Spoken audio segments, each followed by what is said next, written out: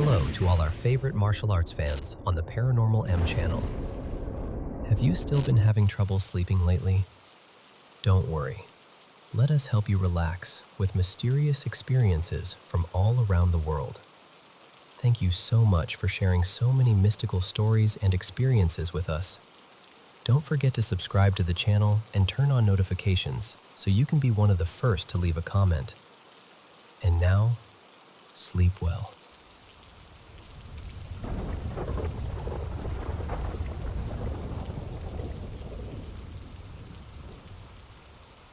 This happened to me back in 2019, and honestly, it's still one of the strangest things I've ever experienced. My sister, her husband, and their kids had come to stay with us for a few days. My place was pretty small, so there really wasn't enough room for everyone. To make things easier, I decided to spend the night at my brother Adrian's apartment so my sister's family could have the extra room. That night, Adrian, his wife at the time, and I got to his building really late. They lived in this old apartment complex that already had an eerie feel to it, especially after midnight.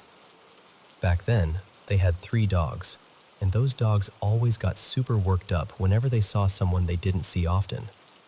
Since it was so late and they didn't want the barking to wake the neighbors, Adrian and his wife went upstairs first to settle the dogs down before I came up. So I stayed downstairs by myself in the hallway for a few minutes. I sat on the stairs and started scrolling on my phone, just waiting. Behind me were 2 apartment doors, facing each other across the hall, where a couple of neighbors lived. After a minute or two, I heard a sound behind me. One of the doors opened. I remember thinking it was probably just one of the neighbors stepping out, even though it was a strange time for that. But it was late spring, maybe early summer, and I figured maybe someone wanted a little fresh air or a quiet walk outside.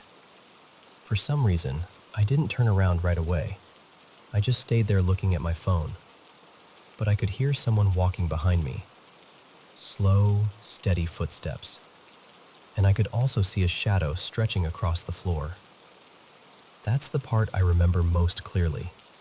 From the shadow, I could tell the person looked very tall, taller than me, and I'm not exactly short. The shape even looked like he was wearing some kind of hat. The footsteps came closer, and then stopped directly behind me, near the other apartment door. That's when I finally turned around. Not because I felt scared, not at first. It was more curiosity than anything. I was sitting on the stairs, and I started to wonder if I was in the way. So I turned to look, and there was no one there. No one. But just a second before that, I had heard the footsteps right behind me. I had seen that shadow on the floor, and then suddenly, nothing. Just complete silence in the hallway. I remember sitting there feeling totally confused, trying to make sense of what had just happened. Where did that person go? What had opened the door?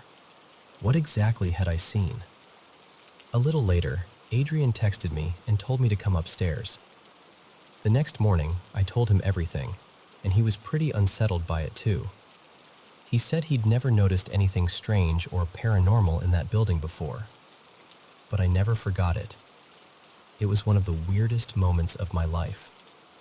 And sometime later, when I was in that same hallway again, I actually tried to recreate it. I used a light and stood in the same area, trying to cast a shadow onto the floor the way I'd seen it that night. I couldn't do it. No matter where I stood, no matter how I angled the light, it just didn't work. I couldn't make a shadow appear in that same spot the way that one had. And that's what still gets to me, because sometimes I wonder, maybe whatever I saw that night wasn't behind me at all. Maybe it was standing in front of me the whole time.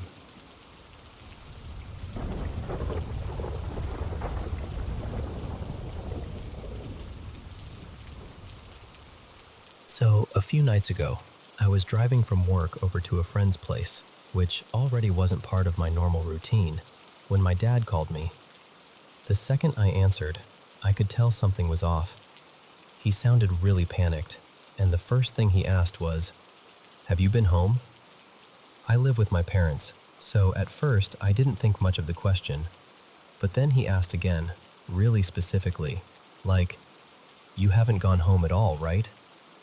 And I just remember feeling instantly thrown off.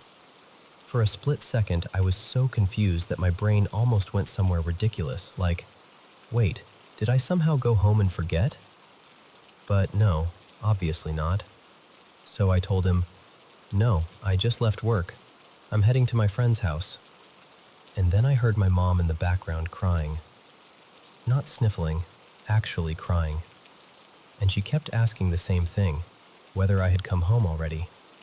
At that point, my mind immediately jumped to, oh no, somebody broke into the house or something happened.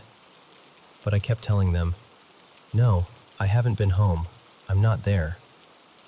And then my mom got even more upset and said, "But I just saw you." The second she said that, I got full body chills. Like every hair on my arm stood up. I didn't even know what to think. "What do you mean you just saw me?" I was confused, scared, all of it at once. So I turned around and drove straight home. When I got there, she told me what happened.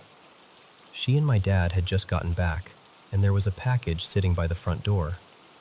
She went inside first, and from the hallway window beside the door, she saw someone coming up the front steps. She swore it was me. Same outfit I'd worn to work, same canvas bag on my shoulder, everything. She said she didn't fully see the face, just part of the body and the clothes, but to her it was unmistakably me.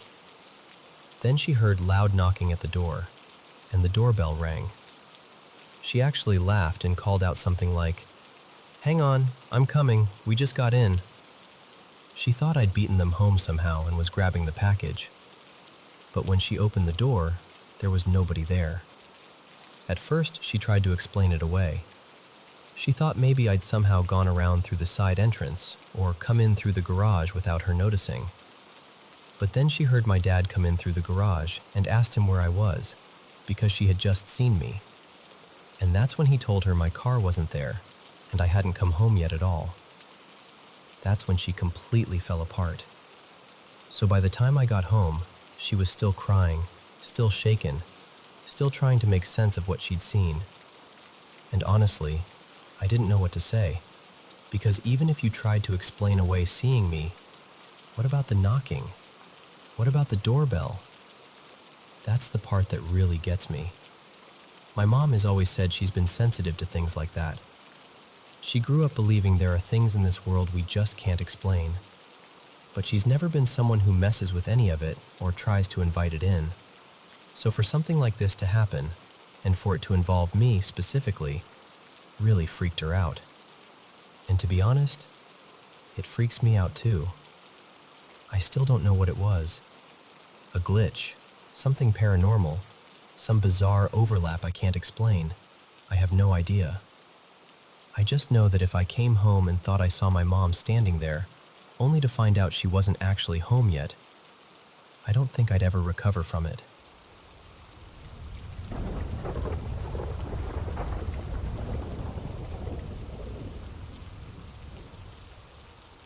Hey, my name's Franco. I'm 16, and I want to tell you about something spiritual that's been happening to me for years. It didn't start because of horror movies, but after I watched the Conjuring films, everything started to feel more intense, like whatever had been around me before suddenly got stronger. A few nights ago, around 4:15 in the morning, I woke up and saw a woman standing at the end of my bed, right in the corner of my room. My little sister was asleep beside me, so I knew right away it wasn't her. This figure was small, maybe a little over 5 feet tall, wearing a long white dress with something like a veil covering her head.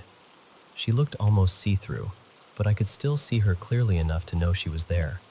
I couldn't make out her face, and she didn't move at all. She just stood there, staring at me.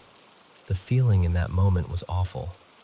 It was like the whole room got heavy, and my body felt pinned down by fear. But somehow I forced myself up, grabbed my phone, turned on the flashlight, and walked past her like I hadn't seen anything. I went straight to the bathroom and tried to act normal. That was the third time I'd seen her, always in the exact same place, always the same way. Not long before that, I had another experience that really shook me. I was lying in bed on the phone with my girlfriend, just talking like normal, when suddenly I felt this strong pressure slam down on me. It was like something was holding me to the mattress. At first I tried to laugh it off and tell myself maybe I was just tired or imagining it, but it didn't feel imagined. It felt real, physical, and honestly, terrifying. The atmosphere in my house doesn't make any of this easier. My mom and stepdad argue all the time, and there's always this tense energy hanging around. On top of that, my mom has a habit of bringing random things home that she finds outside. A little while ago, she brought in this pink scarf she found on the street and left it in my room. The second I saw it, I felt like something about it was wrong. I ended up throwing it out and asked her to please be more careful about what she brings into the house, but she doesn't really believe in any of this. My dad does, though, and so do I. When I was younger, I could never sleep by myself. It got so bad that my family took me to see a spiritual healer. They told us there were two spirits attached to me. They said those spirits didn't want to hurt me, but they fed off my fear. Back then, I used to have panic attacks in the dark and never understood why. One moment that has never left me was hearing a child's voice whisper, "Do you want to play with me?" I still remember exactly how it sounded. To me, it felt completely real. Now I keep a crystal pyramid in my room that my dad gave me. He told me that as long as it stays there, nothing bad can touch me. I still keep it close, and I want to believe it's protecting me. But even with that in the room, I still see the woman in the veil sometimes. So I'm sharing this because I really want to know if anyone else has gone through something like this. Seeing a woman in white, feeling watched, feeling that crushing pressure, living in a house with heavy energy, dealing with unexplained fear since childhood. I just want to understand if there's a reason for it, if there's a way it ends, or a way to make it stop.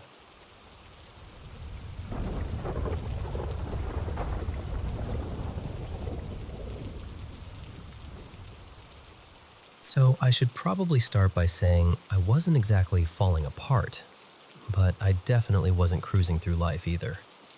I got out of the Navy in 2023, and ever since then, it's just been one thing after another.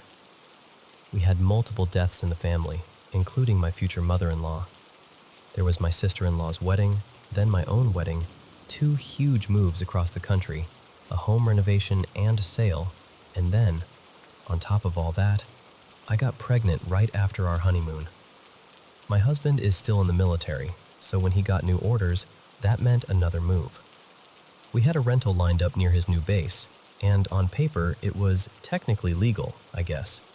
But in reality, it was absolutely not somewhere I was willing to live, especially while pregnant.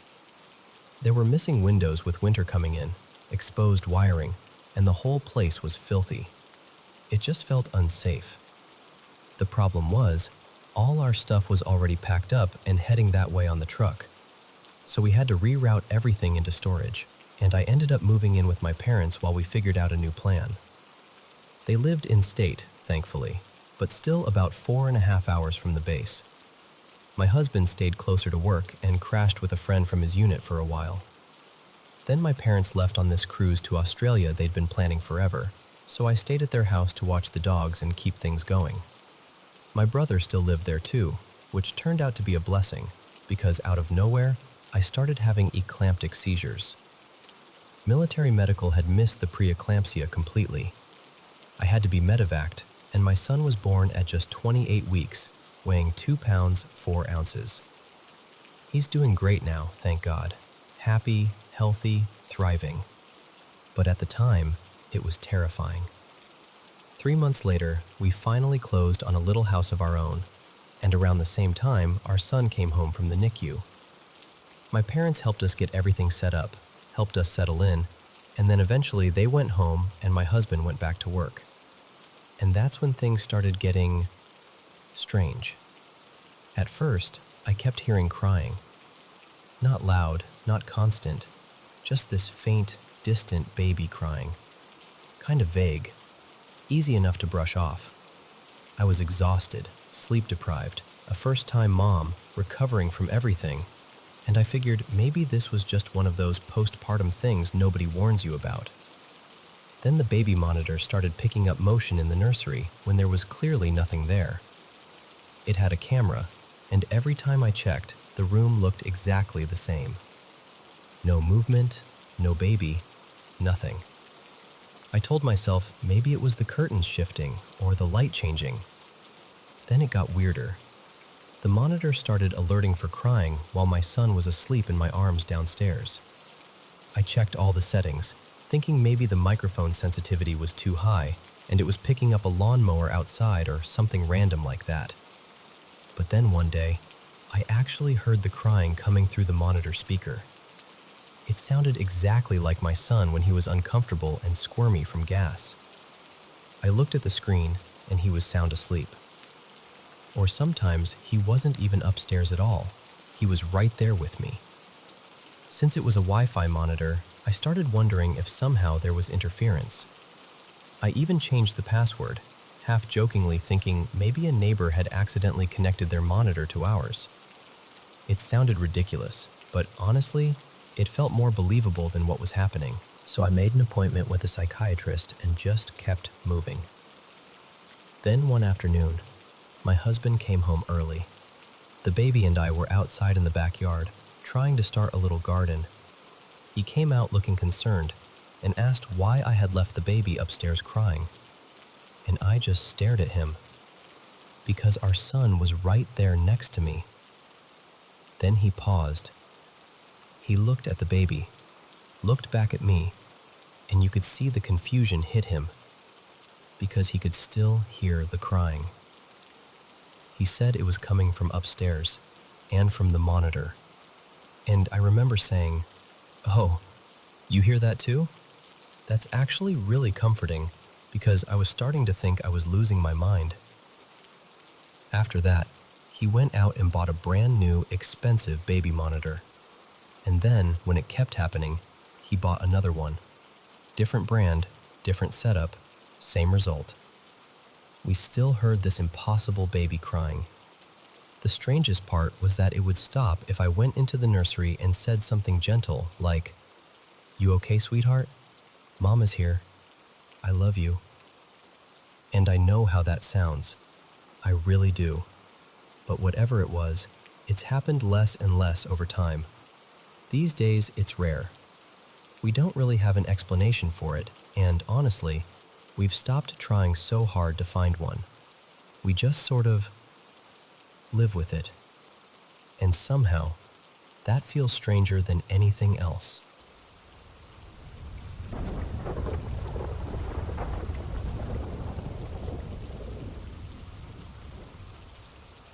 Hey, I've been trying to make sense of something that happened to me a couple of years ago, and honestly, it still sticks with me.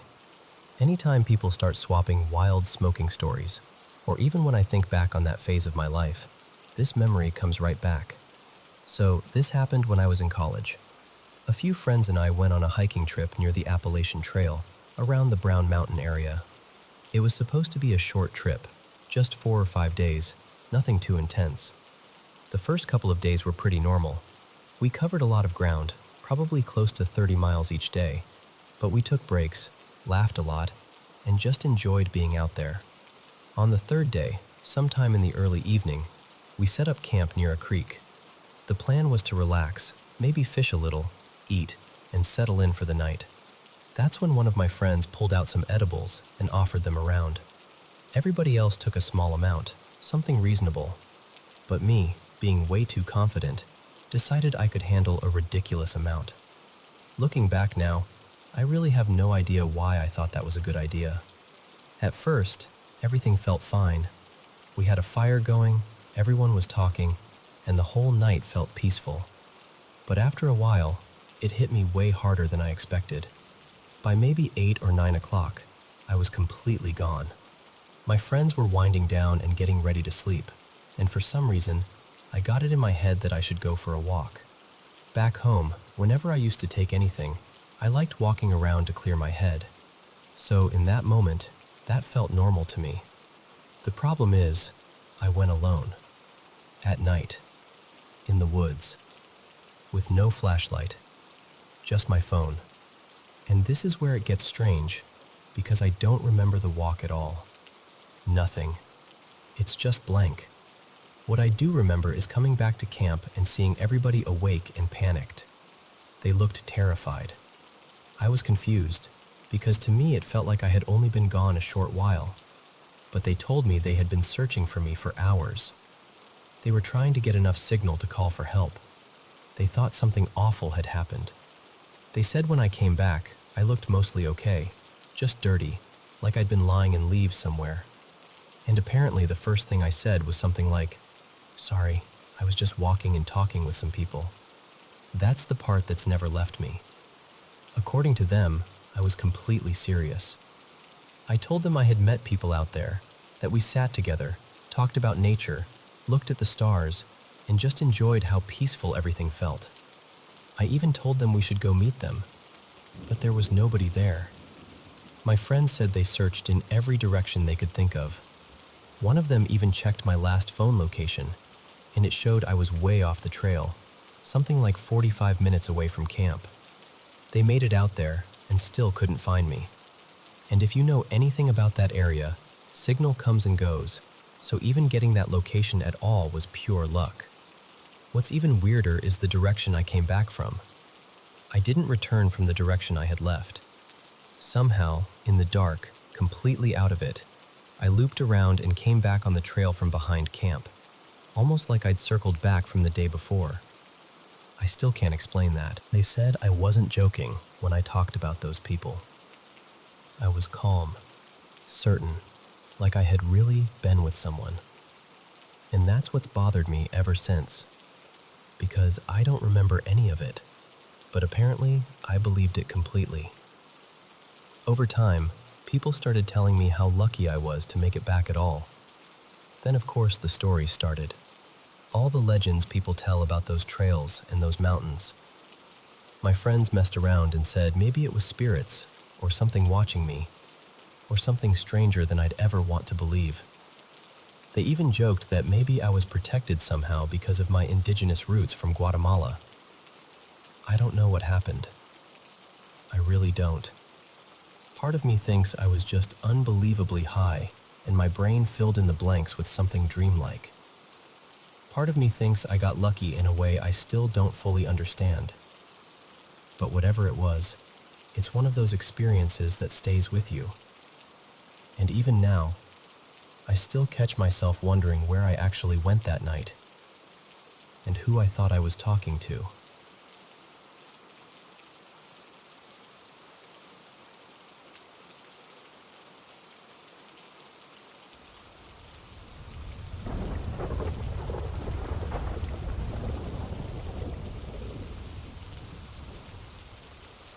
I've lived around strange things for most of my life, so I'm not usually easy to rattle. Growing up, it was normal in our house for things to shift on their own, go missing, or turn up somewhere that made no sense later. That part, honestly, never shocked me much. But this was different. I remember it so clearly. It was around 4 in the afternoon, broad daylight, and I was standing in my kitchen making coffee. I was on the phone with my sister, Mara, and one of her friends, just chatting like it was any ordinary day. Nothing felt off. The room was calm, quiet, completely normal. I was wearing my favorite necklace that day, a honey-colored crystal pendant on this thick silver chain I trusted because it was solid, sturdy, the kind that never broke or came loose. And then, out of nowhere, I felt 2 soft little tugs at my neck.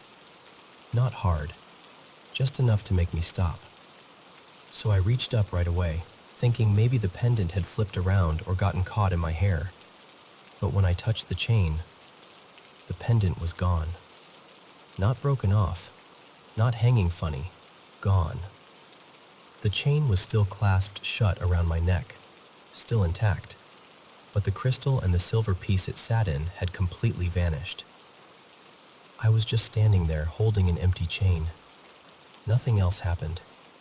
No cold rush, no weird shadow, no sudden silence in the room. just those two light tugs. I remember running my fingers over the chain again and again, trying to convince myself it had somehow slipped behind my neck or down the back of my shirt. My mind kept trying to force a normal explanation onto something that absolutely did not have one. I'd think, maybe it twisted around somehow. Maybe it fell and I missed it. Maybe I imagined the tugs. But then I'd come right back to the same question. How? How could any of that happen when I felt those two distinct pulls? For days, I kept doing that to myself, coming up with explanations, then quietly ignoring the one part that made all of them impossible. I ended up calling my mom because I was so shaken. And I'll never forget this. She didn't laugh, didn't question me, didn't try to talk me down. The first thing she said was, "Well, who did you upset?" And weirdly, that comforted me. My family has always been a little mystical, a little witchy, so her mind went straight to the idea that maybe something had been sent, or something had decided to make itself known. I told her I hadn't done anything to anyone. I genuinely couldn't think of a single reason. She said something that stuck with me. She told me she didn't think the tugs were necessary to take the pendant. She thought whatever did it wanted me to notice. Wanted me to know, right in that moment, that it was gone, before I could explain it away later, which is exactly what I always try to do. And she was right. Because I was standing on a hard kitchen floor. If that pendant had fallen, I would have heard it hit. It would have made a sharp little clatter. There's no way I could have missed that. And even beyond that, I still can't understand how the whole silver setting could have come off the chain without the chain opening. It wasn't one of those flimsy loops you can bend apart. It was closed, secure. There was just no physical way for it to happen. Still, even knowing that, I searched. Of course I did. My sister, 2 friends, and I went over that kitchen again and again. We checked every corner, every crack, under appliances, in drawers, in places it couldn't possibly be. I kept looking because some part of me needed the comfort of trying, needed the illusion that maybe reality still worked the way I thought it did. But we never found it. It was just gone. And that's what unsettles me even now. I believe in the paranormal. I believe there are things we don't understand. I've had other experiences in my life, strange ones, even powerful ones. But most of them, eventually, I can at least place into some kind of framework. I can live with them. This one still bothers me because I can't explain what took it, or why. Later on, the only theory I could come up with was maybe it was some kind of guide, something looking out for me, maybe in a harsh way, because I had become too dependent on that stone. I wore it constantly. I drew comfort from it, maybe too much.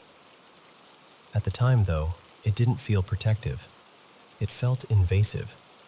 It felt personal. I was scared, honestly. Not just because I lost something I loved, but because whatever did that could do it so easily. That thought stayed with me longer than losing the necklace itself. Because if something could take a pendant right off my body without opening the chain, what else could it do? And the strangest part is, nothing else was ever taken. Nothing like that ever happened again. Just that one necklace. Just those 2 gentle tugs. And then it was gone forever. I've told this story a few times over the years, hoping someone would say, "Oh, I know exactly what that was." Or at least, "That happened to me too." But I've never really gotten an answer. So all I'm left with is the memory of standing in my kitchen in the middle of an ordinary afternoon, reaching for something that should have still been there, and finding only an empty chain.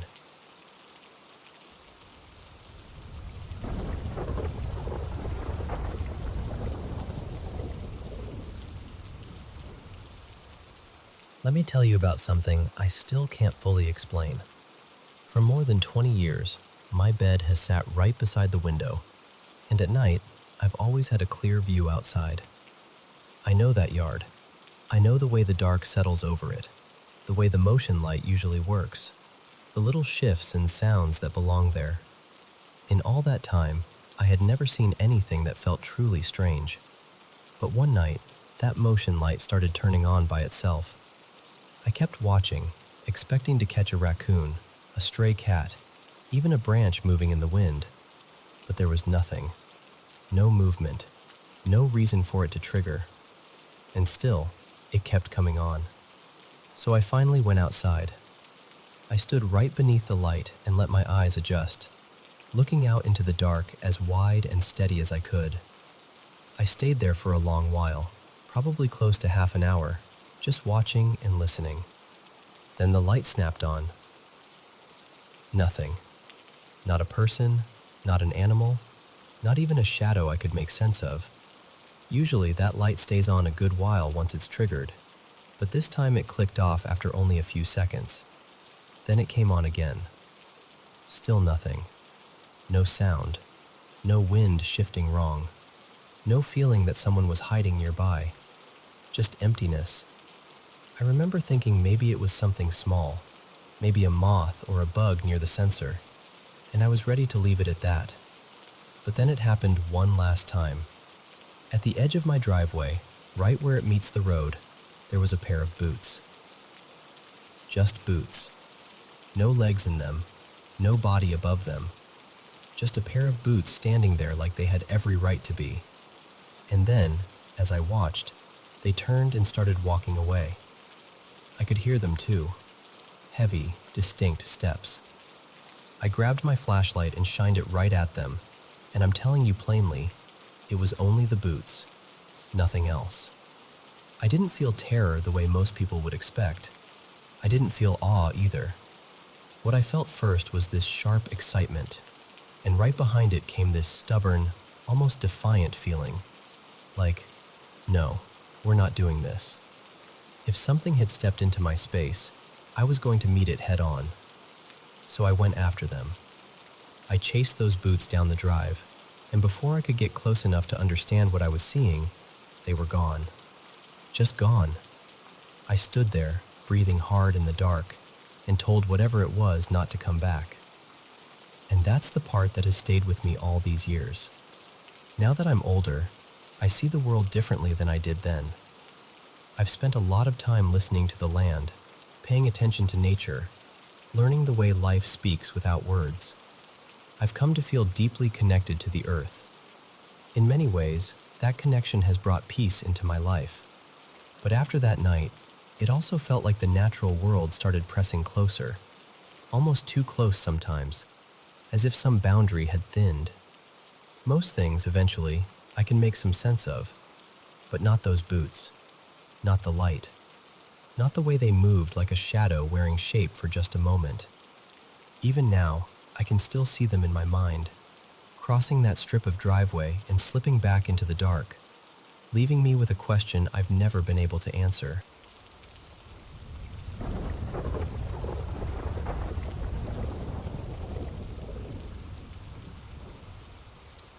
I still think about this sometimes, and honestly, I've never fully explained it to myself. I was probably around 9, maybe 10, when my school took us on this evening field trip to a Space Center exhibit. Calling it a Space Center makes it sound a lot more exciting than it really was. It was mostly old equipment, display pieces, and a guided walk past retired machinery that had apparently been used in aerospace work years before. The tour started after dark, around 8:30, and where I grew up, it was fully night by then. I remember the air feeling cool, and everything looked a little more dramatic under the floodlights. At one point, the guide brought us out to this open area where they'd parked a few decommissioned machines. Two things stuck in my mind more than anything else. One was this old capsule-like cockpit, the kind you'd imagine astronauts squeezing into. The other was a big white vehicle with a huge dish mounted on the back. The closest thing I can compare it to is a utility truck or a fire engine, except painted plain white, with this large dish tilted upward toward the sky. I assumed it had something to do with tracking or communications, maybe for rockets or satellites, but I never really knew. What I do remember very clearly is that the guide told all of us kids we could climb around and play on the equipment. So naturally, everyone lost their minds. Kids were scrambling everywhere, pressing buttons, pretending to launch into orbit, shouting over each other. But before any of that started, before the other kids got their hands on anything, I saw something from that dish. A green light came out from the front edge of it and stretched upward into the black sky. And I know how strange that sounds. It wasn't like a solid movie-style laser beam. It looked more segmented than that, almost like long green bars appearing one after another, with gaps in between them. Each glowing section looked maybe a few meters long, and then there'd be darkness. Then another green section, like a dashed line climbing into the sky. It moved slowly too, not fast at all, just steadily upward, far enough that I could keep following it with my eyes. I remember freezing completely. I wasn't in a trance or anything dramatic like that. I was just so thrown off by what I was seeing that I couldn't look away. Everyone else was busy laughing, climbing, smacking buttons, playing astronaut. No teachers reacted. No other kids seemed to notice a thing. And there I was, just standing there staring up at the sky like I'd forgotten where I was. That's the part that has always stayed with me. I know I saw it. I really do. And what made it even stranger was that earlier, while we were walking over, one of the adults had asked the guide whether any of the equipment still worked. The guide said no, none of it was operational. Which made sense. Why would they let a bunch of children crawl all over expensive working machines? But I was still watching those green lights even as we started walking away from the field. I could still see them for a while in the distance. I'm in my 30s now, and I've never forgotten it. I never asked the other kids if they saw the same thing. Maybe I should have. Maybe there's some simple explanation. Maybe there isn't. I've gone over it in my head so many times. Did I imagine it? Was it some kind of reflection or something in the air, or some effect from a light source I didn't understand? Could I have been seeing something that wasn't actually coming from the dish at all? I honestly don't know.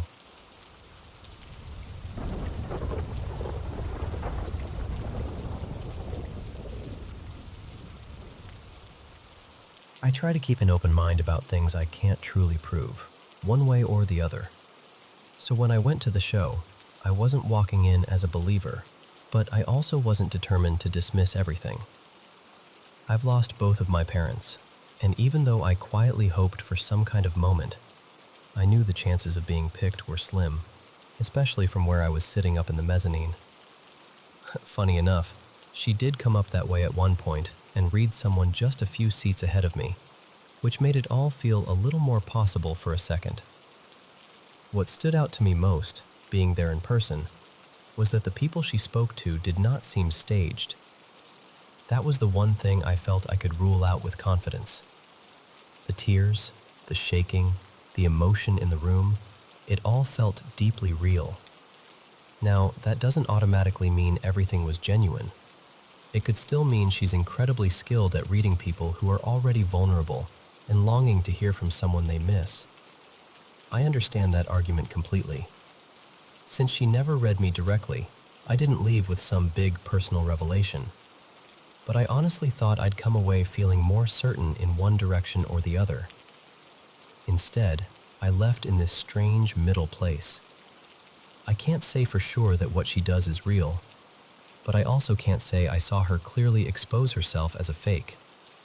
And if it is all an act, then she is remarkably composed and very, very good at it. The whole time, she carried herself with this steady calm. She was confident, centered, and sometimes surprisingly persistent, even when what she said wasn't immediately recognized by the person she was speaking to.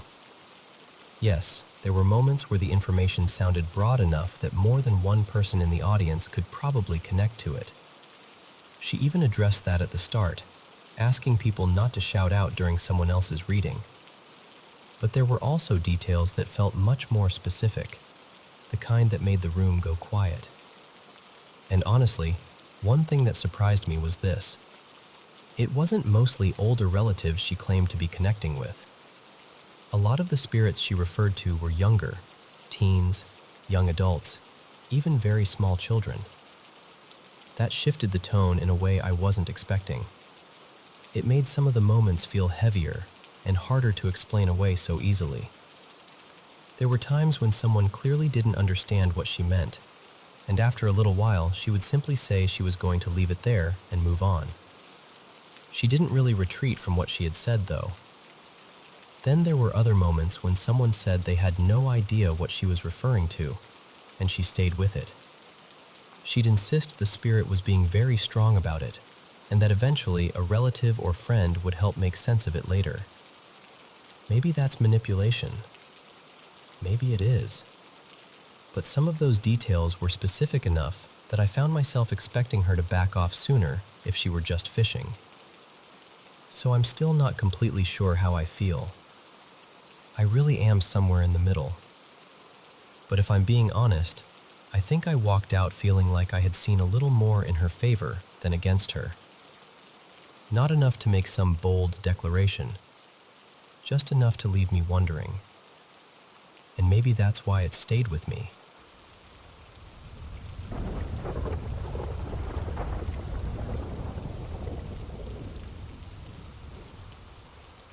I want to tell you about 4 things that happened to me years ago, and honestly, they still sit heavy on my mind.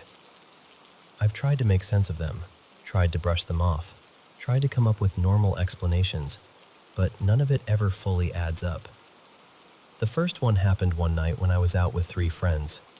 We were smoking in this quiet, isolated spot between maybe 8 and 11 at night. There was only one house anywhere close, maybe a couple 100 meters away, so the whole place felt cut off from everything. At some point, out of nowhere, I got this intense urge to open my front camera and start recording, like I needed to capture what was happening before I drifted away mentally. And that's exactly what happened. I kind of zoned out. Then, maybe an hour and a half later, close to 11, I suddenly came back to myself because this huge, bright, warm light flashed right in front of my eyes. It wasn't coming from anywhere real. It was just there for a second. Then it disappeared, and everything went dark again. Right after that, the man from the nearby house started yelling at us to get out of there, or he'd call the police. We all left. What makes it stranger is that I wasn't even facing his direction when it happened. The next day, I checked the video I'd recorded. One of my friends, Kareem, was joking around, singing into his hand like it was a microphone. But when I played it back, it didn't sound normal at all. It sounded like he was singing into an actual mic, with this weird echo, like it had been recorded in some studio or through speakers. The second I heard it, I panicked. I can't explain it, but I felt this overpowering need to delete the video immediately. So I did. Then later that same evening, those same friends came by again. I was standing there smoking, and without even thinking about it, I started humming the exact same song from that video. My friend froze and looked at me like I'd done something impossible. He asked me how I knew it. He said he had only written that song a few hours earlier, like that afternoon. And I had no answer for him. None. The second thing happened about 3 years later. I was out by the river with another friend, drinking and just messing around. At some point, I zoned out again. And while I was in that state, I had this really specific image in my mind. I saw myself walking home near a pharmacy in my neighborhood, and my dad pulled up behind me in the car, honked, smiled, and said, "Where have you been wandering around?" It felt vivid, but I was drunk, so I didn't take it seriously. I kept walking home. But when I got to that exact same spot near the pharmacy, I suddenly heard a car horn behind me. I turned around, and there was my dad, rolling down the window, smiling the exact same way, and saying the exact same words I had already heard in my head. that one really got under my skin. It was too exact, too precise. The third one happened a couple of months after that. I was home alone and asked a friend to bring me some beer. He dropped it off, but he had to leave right away because of a family issue. So I stayed home by myself and kept drinking. After a while, once I was really drunk, I suddenly got this strange, random thought about a very specific sexual position. I know that sounds odd, but I'm just telling it exactly how it happened. The fourth experience happened after I took a nap one afternoon. I had this intense dream where two guys from school who used to bully me were right in front of me, talking trash, getting in my face. Above me there was this oddly shaped light, something I can still picture but can't really describe properly. Then one of them suddenly grabbed me by the neck and slammed me against a wall. Right after that, I woke up. That evening, I went out for a walk. On the way back, I saw two guys from the neighborhood in the street burning tires and plastic. I told them to stop because the smoke was awful, and it turned into an argument almost immediately. Then it became a fight. And the way it happened was almost identical to the dream. One of them grabbed my arm, and the other one pressed me by the neck against a wall. I remember in that moment feeling less angry than shocked, because it felt like I had already lived it, like I'd seen it before. Thankfully, an older man from the neighborhood came by and broke it up. I went home that night completely unsettled. And even now, after all this time, I still think about those 4 moments. I still wonder what they were. Coincidence? Intuition? Hallucinations? Something psychological? Something else? I honestly don't know. I just know they felt real when they happened, and they've never really left me.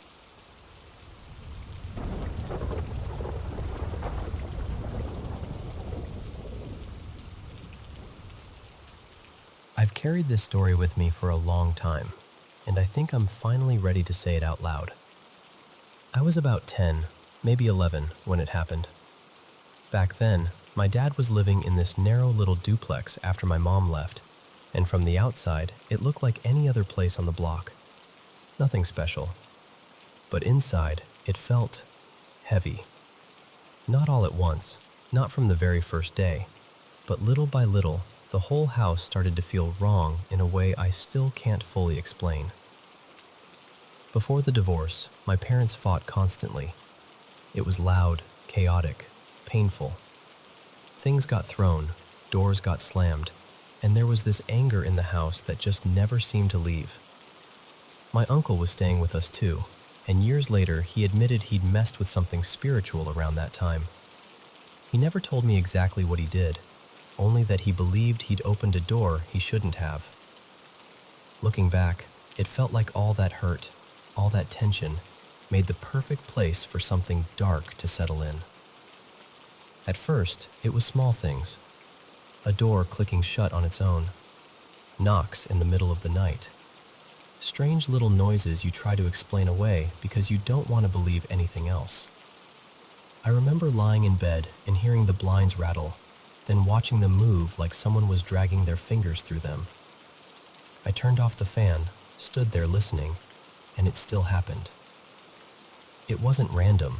It felt deliberate. One night, I woke up crying because something had hit my leg hard enough to leave a mark. I remember sitting up, confused and terrified, and seeing my bedroom door ease open on its own. Then I heard footsteps rushing down the stairs. I followed, shaking the whole way, and when I got downstairs, there was no one there. Just silence. That house always seemed to have rules of its own. If we left lights on, they'd switch off. If a door stayed cracked open, it would end up shut. It felt like the house wanted things a certain way. One afternoon, it was just me and my uncle's girlfriend at home. We were at the table making little clay figures, laughing, doing something normal for once. Most of the lights in the house were on, except for my room. Then this sound came through the house. This deep, awful scream that didn't sound human at all. It wasn't outside. It wasn't from the TV. It felt like it was coming from inside the walls. It just kept going, vibrating through everything, until I got up and closed my bedroom door. And then it stopped. Another night, I was lying in bed trying to sleep when I felt warm breath on my face. At first, I told myself it had to be my own breathing bouncing back somehow, so I held my breath. And I still felt it. Slow, hot, steady, right there against my skin. I didn't sleep a second that night. The dreams were the part that stayed with me the most. I used to have these vivid night terrors where I'd feel like I was walking through the house, except it wasn't really our house anymore. It was darker, warped somehow, like the same rooms but twisted into something meaner. I'd see these tall black shapes standing in corners or hovering near the ceiling, and they had these strange colored glows around them. Red sometimes, other times purple, or this sickly green. They never rushed at me, they just watched, and somehow that felt even worse. What scared me most was that I'd catch glimpses of them when I was awake too, not just asleep. Not sleep paralysis, not tricks of light. I knew what I saw. After a while, the fear changed. We got used to it in a way that sounds strange now.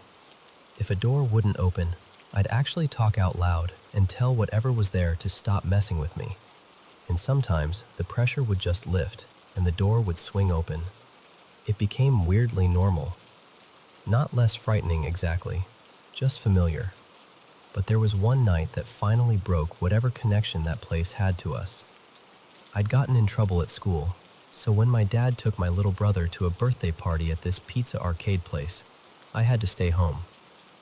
My uncle had company over and was using my room, so I ended up sleeping in my dad's bedroom, the one room everyone quietly knew was the worst. I went to bed angry and exhausted. At some point, I drifted into that half-awake state where your eyes can open, but your body still feels pinned down by sleep. I looked toward the closet and saw the light was off. Outside, the street lamp that always shone through the window was gone too. Everything was pitch black, but not normal dark. It felt like the room had slipped somewhere else entirely. Then the whole space started shaking. A horrible sound filled the room, like screaming layered over voices speaking in some language I couldn't understand. The closet door started flying open and slamming shut. Then the bathroom door. Then the bedroom door. Over and over. The air buzzed so sharply it felt like it was drilling into my ears. I remember crying, trying to scream for my uncle, but it was like my voice was swallowed up. Time didn't feel real anymore. It felt endless. And then, in the middle of all of it, the only thing I could think to do was pray.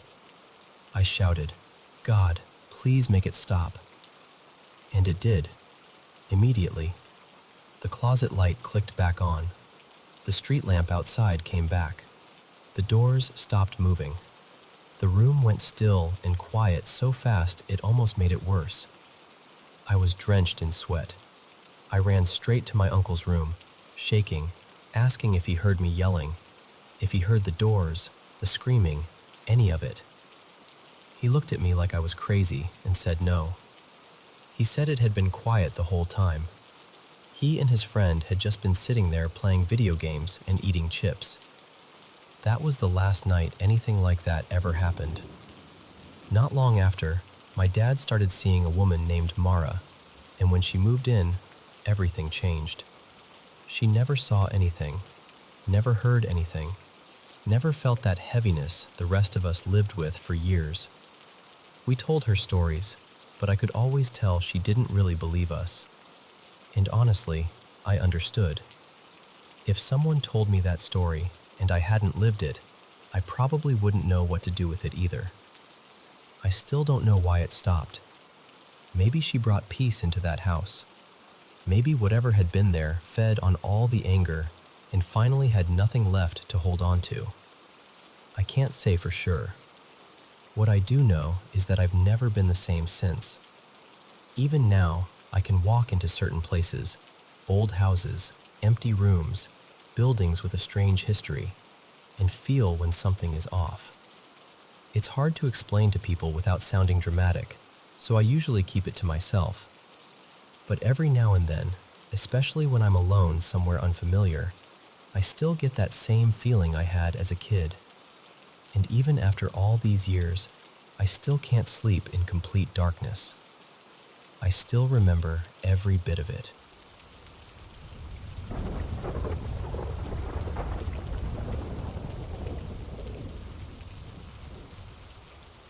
So this happened on a Sunday night, and honestly, I still don't know what to make of it. My friend was supposed to come by around 8, so we could have a couple beers, play some pool, and just unwind after a long day. For the sake of the story, I'll call him Brent. I've known him for well over a decade, so this wasn't some casual acquaintance showing up. This was somebody I knew really, really well. Earlier that day, the family had been doing the whole Father's Day thing, and by that evening, the house had finally gone quiet. My wife and kids were still over at her dad's place, and I was home alone, looking forward to a calm night. At about 7:55, I heard a knock at the side door, which is the door everyone uses. I got up from the couch, walked over, opened it, and there he was. It looked exactly like Brent. Same face, same build, same way he stood. He even had this faint little smile on his face, like everything was normal. The only thing that struck me right away was that he wasn't carrying the beer he said he was bringing. So I kind of laughed and said something like, "What happened, man? You forget the drinks? Or did you finish them on the way here?" And he just stared at me. Didn't say a word. Didn't react. Just stood there with that calm little smile. I remember feeling confused almost instantly. Before I could even ask what was going on or tell him to come inside, he turned to his right, really casually, and started walking back up the driveway. That's when I noticed something else that made no sense at all. There was no truck. Nowhere. I live out in a pretty rural area, and the driveway is long and gravel, with a few places people usually park. His vehicle wasn't there. Not near the house, not off to the side, not anywhere I could see. He was just walking away like he'd been dropped off by nobody. I finally snapped out of it and called after him. "Hey, Brent, you good?" Nothing. He didn't turn around, didn't wave, didn't slow down. He just kept walking up the driveway until he hit the bend and disappeared from view toward the road. And I just stood there. I remember closing the door slowly and going back into the living room, trying to make sense of what had just happened. I picked up my phone and called him. No answer. I waited maybe half a minute and called again. Still nothing. At that point, the house felt way too quiet. You know how a house can suddenly feel different when something weird happens? That's exactly what it felt like. Then, maybe a minute or two later, my phone rang. It was Brent. He sounded completely normal, laughing even. He told me he was still on his way, but he'd gotten pulled over near the liquor store and was stuck getting a seatbelt ticket. He said he saw my calls, but didn't want to answer while the officer was standing there writing him up. I just stood there listening, trying to keep my voice steady. I told him, "Okay, yeah, come on over. We're still good." About 10 or 15 minutes later, I heard a car door shut outside. This time I went out right away, already tense before I even reached the door. And there he was, the real Brent, holding the ticket in one hand and carrying a full case of beer with the other, grinning and joking that since he bought the beer, I should be the one paying his fine. I never told him what happened. Actually, I didn't tell anybody for a long time. I just acted normal and went through the rest of the night like nothing was wrong. Because what was I supposed to say? How do you even begin to explain that? I know what I saw. Or at least, I know who I thought was standing at my door.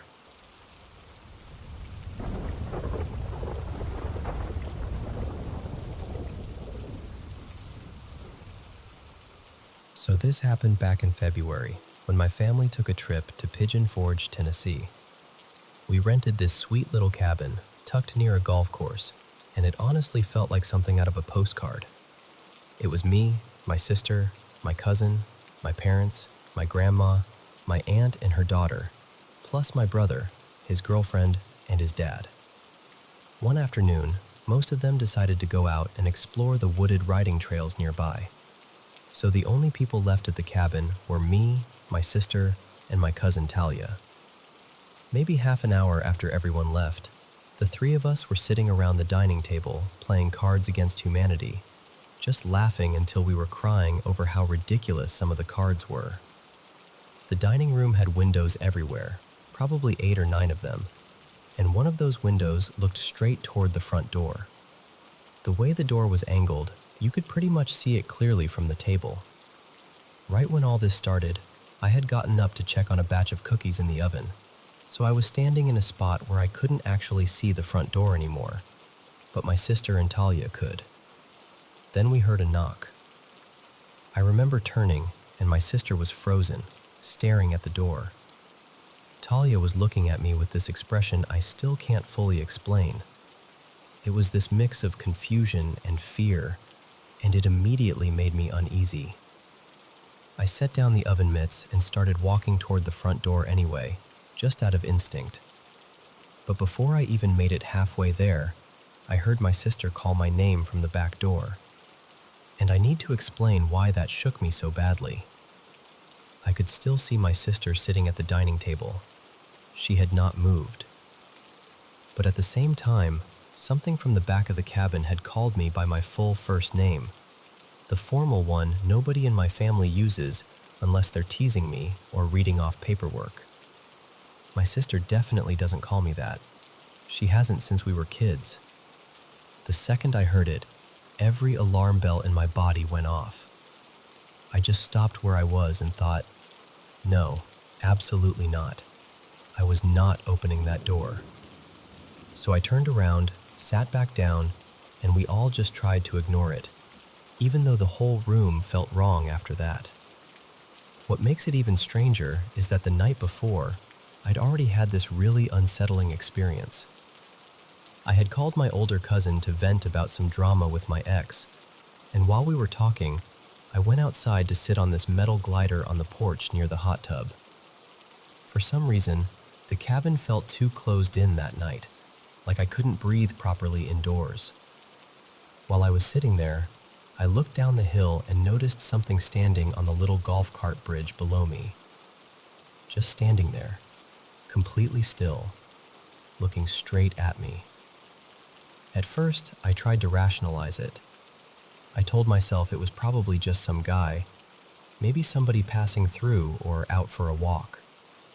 That felt easier than letting my mind go anywhere darker. But as the call was ending, this intense feeling of dread came over me out of nowhere. I can't even describe it properly. It was like my whole body knew I was not safe before my brain could catch up.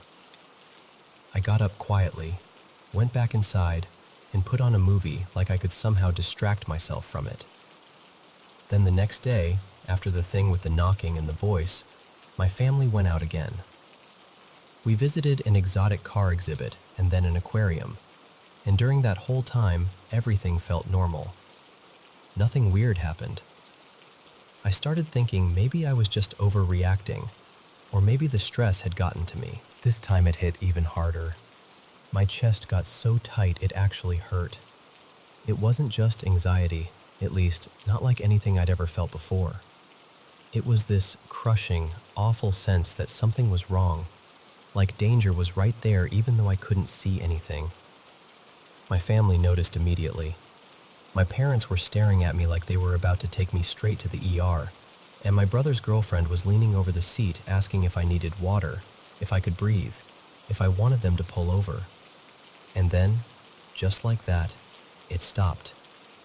No slow fade, no lingering pain, nothing. 1 second I felt like I was being crushed from the inside out, and the next I was completely fine. My chest didn't ache anymore. The dread was gone. It was like somebody flipped a switch, That's the part that still gets me. I can handle creepy. I can handle unexplained. But whatever that was felt aware. It felt intentional. And even now, months later, I still think about that voice, the thing on the bridge, and that awful wave of fear that came over me like it was coming from something outside of me. I still don't know what it was. And honestly, that's the part that stays with you.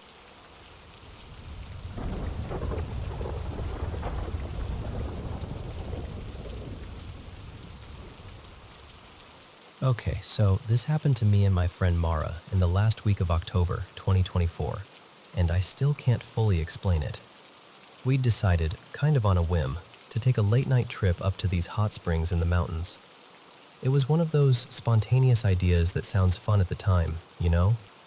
Just the two of us, a quiet night, a familiar trail, nothing that seemed risky or unusual. The hike itself was mostly uneventful. We did run into a few people up there who felt a little off, but nothing dramatic happened. No obvious warning signs, no scary noises, nothing like that. For most of the night, everything felt normal. And then, on the way back, everything changed. We were maybe a few minutes from the parking area. I could already see where the cars were through the trees, and I was in the middle of telling Mara some random story as we walked. And then, out of nowhere, I felt it. The only way I can describe it is that it was like stepping through some invisible boundary. 1 second I was fine, and the next, this overwhelming feeling of fear just slammed into me. Not normal fear, not the kind where you hear a noise and get startled. I'm talking about this deep, suffocating, unnatural sense of dread that seemed to hit every part of me at once. My whole body went on alert.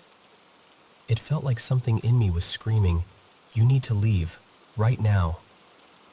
It honestly felt evil. That's the word I keep coming back to, even though it sounds extreme. It felt like walking into a place where something did not want us there. I didn't want to scare Mara, so I tried to keep talking like everything was normal, but I could hear it in my own voice that I was forcing it. I started walking faster without really meaning to, scanning the dark around us, trying to see if there was someone nearby, or some obvious reason for what I was feeling. But there was nothing. Then, as we got closer to the lot, Mara went completely quiet. A second later, she looked at me and said, really calmly, "Something feels wrong." That was the moment my stomach dropped, because I hadn't said a word to her about what I was feeling, not even a hint, and somehow she was feeling it too. I just looked at her and said, "Get to the car." At that point, we both started moving fast, not full panic yet, but close. And when we stepped into the gravel lot, I noticed there was one vehicle still sitting there off by itself. The windows looked fogged up, and there was some kind of covering or curtain over the inside. It immediately made the whole scene feel even worse. We got into my car, locked the doors, and I asked her, "You feel that too, right?" And she said, "Yes, we need to go. Now." So I started the car and got out of there as fast as I could. The strangest part is that the second we got farther down the road and out of that area, the feeling started to lift. It was like whatever it was had stayed behind in that canyon. Once we were far enough away, we finally started talking about it, trying to make sense of it. And both of us kept using the same words: evil, unnatural, wrong. I didn't see anything. I didn't hear anything. There wasn't some figure in the trees or a voice in the dark. It was just this crushing sense that we were in the presence of something deeply wrong, and that if we stayed there, something terrible was going to happen. For months after that, I kept checking local news and community pages, half expecting to find out something had happened there. But I never found anything. No incident, no explanation, nothing. Because even now, what I remember most clearly is that feeling. like we crossed into the edge of something invisible and hostile. Like something knew we were there, and we were absolutely not welcome. I still don't know what we walked into that night, but whatever it was, I don't believe it was human.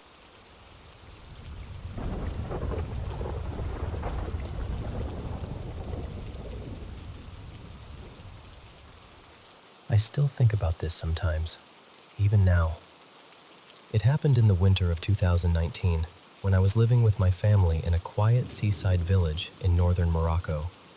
I was still in school back then, and every morning I had to catch an early bus because classes started at 8. The bus was never especially reliable, so I got into the habit of leaving the house a little before 7, just to be safe. One Monday morning, it was especially cold. I remember stepping outside at around 6:45, still half asleep, with that heavy silence you only get before sunrise. Our house was up on a hill, a little apart from everything else. Most of the nearby homes were only used in summer, so during the rest of the year, the area felt almost abandoned. Most days, it really felt like we were the only people there. I started down the path toward the main road, and after a moment, I noticed someone standing near the roadside ahead of me, maybe 100 meters away. The person was wearing a brown jalaba with a hooded cape, something completely normal for winter where I lived. So at first, I didn't think much of it. I figured maybe he was on his way to the mosque farther down the hill. But the closer I got, the stranger it felt. He wasn't walking. He wasn't shifting his weight.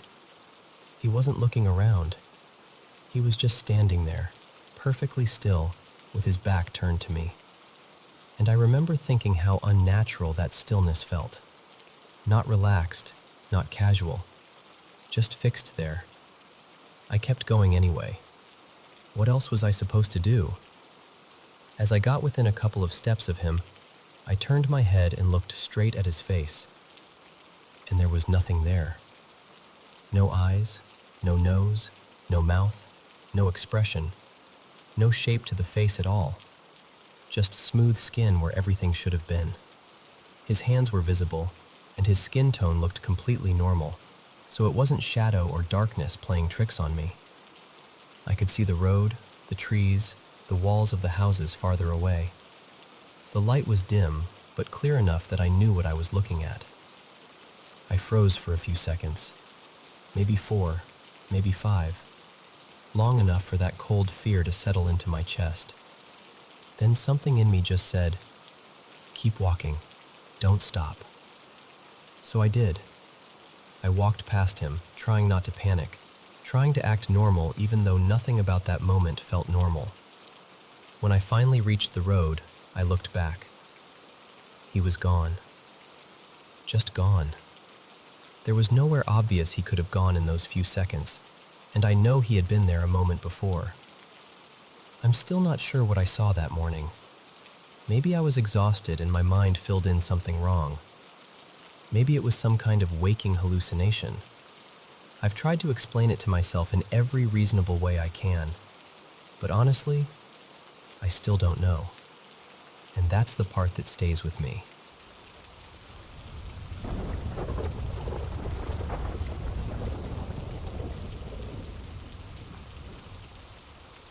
You know, this happened a little over a year ago now, and I still catch myself thinking about it sometimes.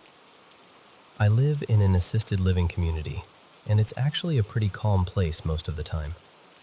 The residents are all different ages, probably anywhere from their 20s up to their 60s. Most of us are pretty low care, so it's not the kind of place where alarms are constantly going off or where loss becomes routine. When someone does pass away, it really means something. It stays with people. Back then, I'd already started moving away from paranormal beliefs. I used to be really deep into New Age ideas and ghost stories and all of that. But over time, as my mental health got more stable and I got proper treatment for my anxiety and other stuff, I kind of stepped back. I became a lot more skeptical. These days, I usually assume there's a normal explanation for things, even when they seem strange at first. That's part of why this moment bothered me so much. My room was bright that afternoon.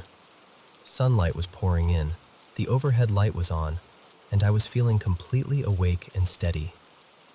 I wasn't drowsy, I wasn't half dreaming, and I wasn't in one of those anxious states where every little noise feels huge. I was just relaxed, scrolling on my phone, having what I'd honestly call a pretty decent day. Across the room, near my mini fridge and microwave, I had some random things sitting on the counter. One of them was a long metal nail file, the kind with two ends. Pretty solid, not light or flimsy. And then, out of nowhere, I heard this sharp thud. Right after that came this unmistakable metallic clatter, like the file had been lifted up fast and then dropped. It was loud enough that I looked over immediately. At first, I figured maybe it had just fallen from somewhere. Maybe it had slipped off the top of the microwave or gotten nudged somehow. But when I went to check, I realized I was mixing it up with another tool I had sitting there, one that looked kind of similar from a distance. That other tool was still exactly where it had been. And the nail file? It had moved in a way that didn't make any sense to me. So I started testing it. I picked it up, dropped it, tried to recreate the sound, tapped the counter, even tried jostling things a little to see whether something could have caused it naturally. But that file had enough weight to it that it wasn't the kind of thing that just skitters around on its own. And no matter what I tried, I couldn't make the whole thing match what I'd heard. What made it even stranger was that the staff in the medroom next to mine, literally sharing the wall, hadn't heard a thing. So later, I brought it up to the manager. She's one of those people I trust because she's smart, grounded, and not the type to feed into nonsense. She helped keep the place steady through the pandemic in a way I still think was kind of amazing. She's usually the first person to tell me when my anxiety is turning something small into something dramatic. There had even been another time before this when I thought something weird was happening, and she helped me figure out it was just water moving through the pipes in the wall. So when I told her about the nail file, I expected her to give me another practical explanation.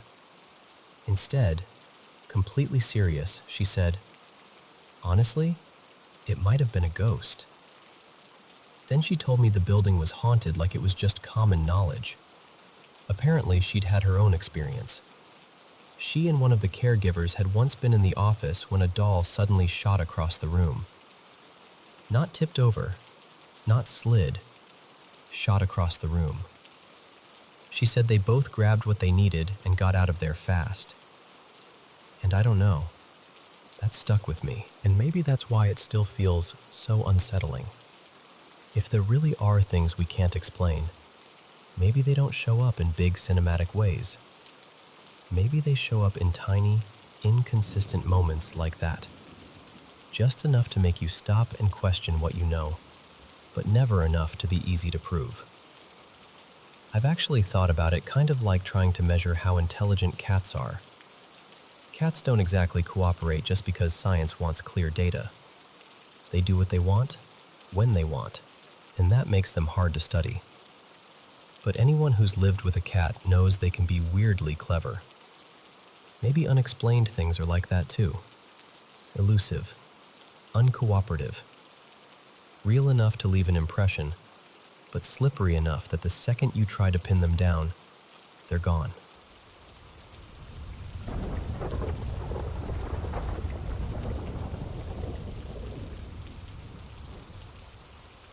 So this happened about 6 years ago, maybe a little less.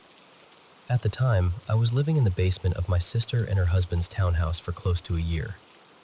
It was a pretty ordinary setup, nothing creepy about it, and I've always been the kind of person who looks for the practical explanation first. One night, really late, I was lying in bed trying to fall asleep when I started hearing this sound from under my bed. It sounded like someone breathing. Not just breathing either. Heavy, slow, deliberate breathing. At first, I honestly wasn't scared. I figured it had to be the house making some weird noise. Old places creak, vents hum, pipes do strange things. and I knew for a fact it was just the three of us in the house, my sister, her husband, and me. But the sound kept going. It was getting on my nerves more than anything, because I was exhausted and just wanted to sleep. Then I noticed something strange. The moment I got out of bed, the breathing stopped. So I stood up, turned on the basement light, and checked under the bed. I pulled out this big gym bag I kept under there, full of clothes, and looked behind it, around it, everywhere. Nothing. Just the bag. No animal, no person, nothing that could explain that sound. So I told myself, okay, fine. Maybe it's just the house. I shoved the bag back under the bed, turned off the light, and lay back down. A few minutes later, it started again. This time it was louder, heavier, like whatever it was had moved closer somehow. I sat straight up, switched the light on again, and looked under the bed. Nothing. Still just the bag. Still no explanation. And because I'm stubbornly logical, I kept trying to reason it away. I thought, it has to be some sound traveling through the floor or the vents. It has to be. So I turned the light off again and got back into bed. Then I noticed the strangest part. Whenever I shifted even a little, moved my leg, rolled my shoulder, adjusted the blanket, the breathing stopped immediately. The second I went still again, it started back up under me. At that point, I grabbed my phone and texted my group chat. Something is breathing under my bed. I even tried to record it because I knew how ridiculous it sounded. But of course, the second I moved to get my phone in position, the sound stopped. Every single time. By then, I was actually getting scared. Not panicked exactly, but that deep kind of fear where your imagination starts filling in the blanks. I remember thinking that when I stepped off the bed, something was going to grab my ankle. Still, I got up one last time and turned on the light. This time, I was determined to figure it out. I thought maybe some animal had gotten in earlier while a door was open. A raccoon, a possum, anything. At least that would make sense. I pulled the bag all the way out and searched through it. Just clothes. Then I took apart the whole bed. I checked the box spring, looked for holes in the mattress, searched every part of the frame. Nothing. Absolutely nothing. So eventually, I put everything back together and had to accept that I had no answer. I turned off the light, lay back down, and after a few minutes, the breathing started again. Same spot, same heavy sound, right under my bed. And honestly, by that point, I was beyond done. I was so tired that I just thought, you know what? Whatever this is, it hasn't touched me. It hasn't done anything except keep me awake, and I'm too exhausted to care anymore. So I let the sound happen and somehow fell asleep anyway. The next morning, I woke up completely fine, and that was it. It never happened again. Not once. All I know is that for one night, in that basement, something sounded like it was breathing right beneath my bed.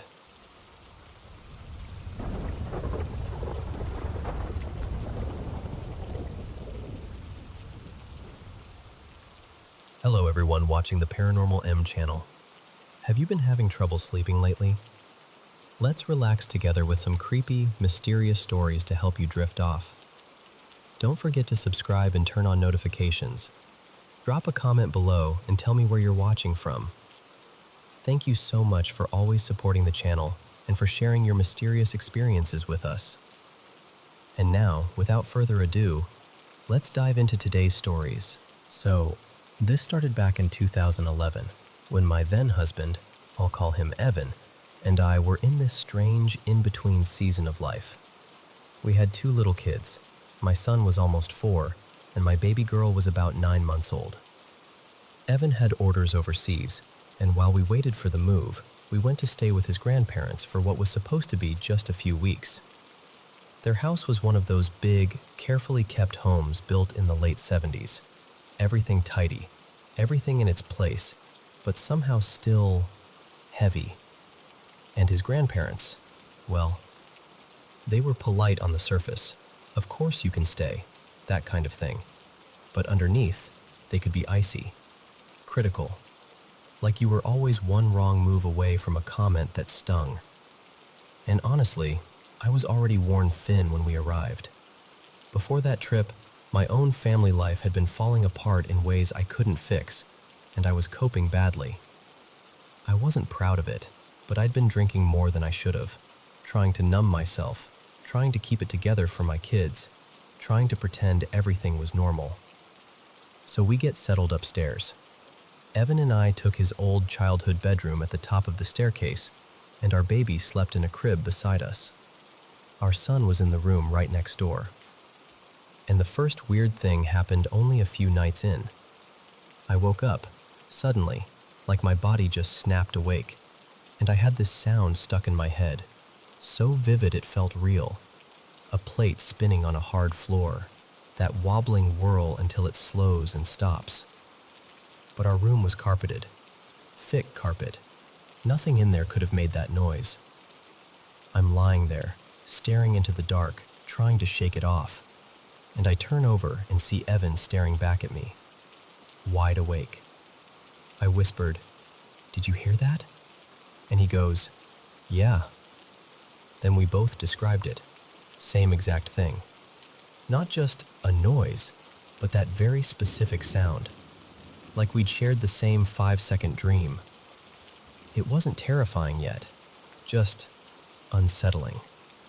The next morning we told his grandparents, kind of laughing like, "Okay, this is weird, right?" His grandfather shrugged and said something like, "Probably an animal outside." But we both knew it wasn't. And that's when Evan told me something I wish he'd mentioned before we moved into that room. He said when he was a kid, maybe 8 or 9, he'd been lying on that same bed reading, and he heard something scratching from inside the closet. Not like a little mouse, like a big dog, claws dragging, trying to force its way out. He'd bolted downstairs crying, and his grandpa went up, opened the closet, and there was nothing. Again, probably squirrels. When Evan told me that, I got goosebumps all over, because it wasn't just a spooky story. It was the way he said it, like he'd never fully believed the explanation. A couple nights after that, Evan and I were asleep when we suddenly woke to the bed shaking. Not a little jiggle, not someone rolling over. I mean, the whole mattress moved like it was being rattled, hard, for a few seconds. We both sat upright at the same time, stunned, watching it happen. And then it stopped. The room was still. The tall bookshelf didn't wobble. Nothing fell. Nothing else moved. Just the bed. Evan muttered something half asleep and laid back down like his brain refused to deal with it. But I couldn't. I stayed awake, staring at the ceiling, trying to make it make sense. And here's the thing. While all that was happening at night, the days were already painful in a different way. My son was energetic, wild little kid energy, and his grandparents made snide comments constantly. The kind where they don't yell, they just slice. Little judgments about my parenting, my tone, my lack of control. I kept trying to be the perfect guest, cleaning, helping, keeping the kids quiet. But it never felt like enough. That's when I started feeling something else in the house. Something I can't explain without sounding dramatic, but it's the truth. Certain areas felt normal. The kitchen, the living room, but the moment I walked toward the back hall where the stairs were, it was like the air got thicker. Every time I went upstairs, I felt this pressure behind me, like something was right at my back as I climbed, not touching me, but close, too close. And when I reached the top and stepped into that bedroom, a heavy dread settled on me like a wet blanket. It got so bad I'd stand at the bottom of the stairs and have to talk myself into going up. Even showers weren't safe feeling. I would be in the bathroom, water running, and I'd swear there was something standing on the other side of the curtain. Not a shape I could see, just a presence so intense it made my skin prickle. I'd rinse fast, shut the water off, and yank the curtain back like I was daring it to prove me right. Weeks went by, and the dread changed into something worse. It became this constant sense that something bad was going to happen. Like an alarm in my body I couldn't turn off. Every night when I closed my eyes, I felt like something was leaning in close to my face, like inches away. I would open my eyes and there'd be nothing, but the feeling stayed. Eventually, I started pulling the comforter up over my face like a barrier, and then we found out we weren't leaving when we were supposed to. Evan got word that his report date had changed. We had to stay almost 2 more weeks. I remember my stomach dropping. I tried to hide it, but inside I was panicking. And then that night happened. All the kids were asleep. The adults were downstairs watching TV, and his grandfather started in on my son again. How we handled him, how I let him run the house, all of it. And then he turned to me and said, with this cruel little smirk, something like, "When I watch you with your boy, it's like watching 2 drunks arguing in public." I felt my face burn. My eyes filled instantly. I stood up and mumbled that I was tired and went upstairs, just trying not to break down in front of them. The moment I got into that bedroom, I collapsed into sobbing. The kind of crying where you can't catch your breath. Evan came up a while later and I told him, "You should have said something. You should have stood up for me." He promised he would talk to him tomorrow, like it was some minor issue. And then he fell asleep, and I lay there, wrecked, staring up at the ceiling fan.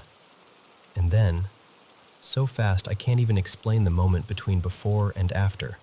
It felt like my whole body got hit with vibrating electricity. Like a jolt that didn't throw me off the bed, but locked me in place. My breath caught. My muscles went rigid. My heart was pounding like it wanted out of my chest. I reached over and grabbed Evan's arm hard, trying to wake him, and I remember whispering, panicked, "Something's happening to me." But he didn't wake up. And then it got worse. Because it wasn't just physical. It felt like thoughts were being poured into my mind, thoughts that weren't mine. Dark, horrible thoughts, like something was trying to force me towards something awful. I can't even say it out loud, even now. It felt like a violation, like something evil was pressing into my head and trying to steer me.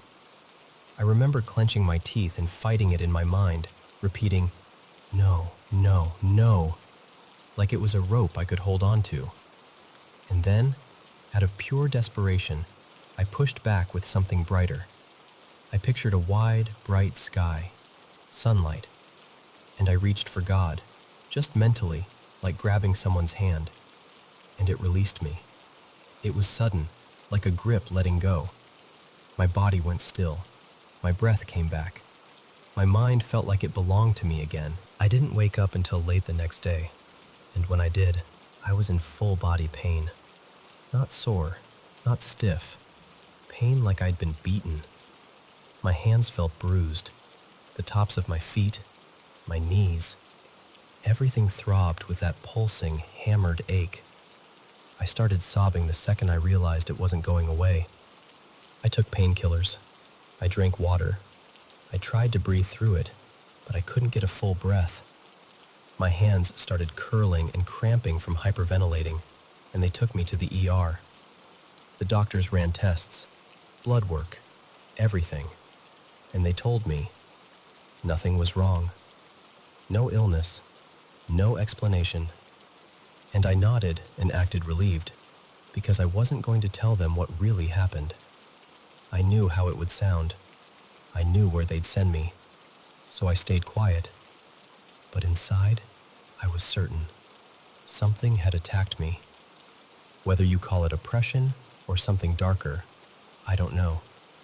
But I know what it felt like something tried to get inside me, and when it couldn't, it left my body wrecked. Years later, life moved on. Evan and I eventually split. My faith grew stronger in a way it hadn't been back then, and at one point, his grandparents asked me to stay a few days again. This time because my own mother was very sick, and they wanted to help. Part of me didn't want to go. Another part of me wanted to face that room again, but this time not as someone drowning. So I went, with my kids, older now, and I chose to sleep in that upstairs bedroom alone. I stood in the doorway, set my bag down, and I remember closing my eyes and thinking, "You will not have me. You don't get to touch my mind. You don't get to touch my life." That night, I slept fine. No shaking, no dread, nothing. I woke up almost proud of myself. And then my daughter, she was about 3 then, said something at breakfast that made my blood run cold. She said, casually, like she was talking about a cartoon, "Mom, there was a man by my window last night.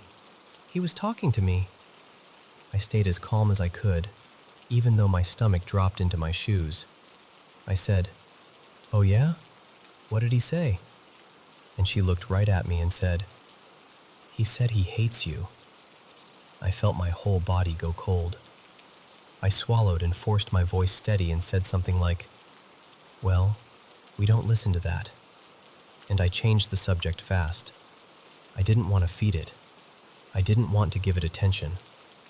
I haven't been back to that house in over a decade now, but my kids still visit sometimes to see their great-grandfather, and my oldest, the one who was a baby in the room with us back then, has had her own experiences. One time she told me she had a dream where she was hurting someone, and then in the dream, they turned it on her and cut her face. She woke up with that intense sensation of something on her skin, like blood trickling, but there was nothing there. Another time she was reading late at night and heard a knock on her bedroom door. Then she heard her great-grandfather's voice say, "Let me in."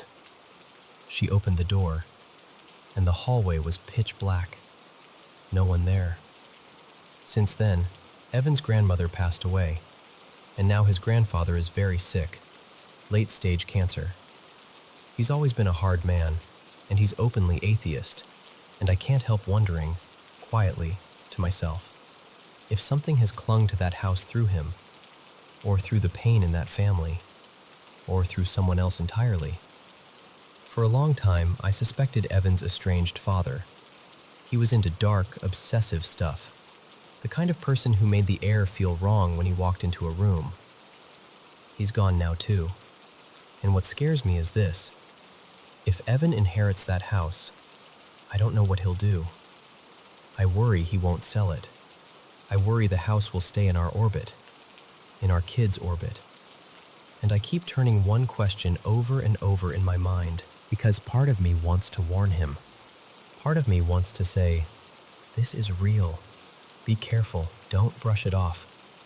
And part of me thinks, if something feeds on fear and attention, maybe speaking it aloud to him would be like opening the door wider. So I don't know. But I do know this. Whatever that thing was, it wasn't just a spooky house story. It left fingerprints on my life. And even now, all these years later, when I think about that upstairs room, I can still feel the way the air changed at the foot of those stairs.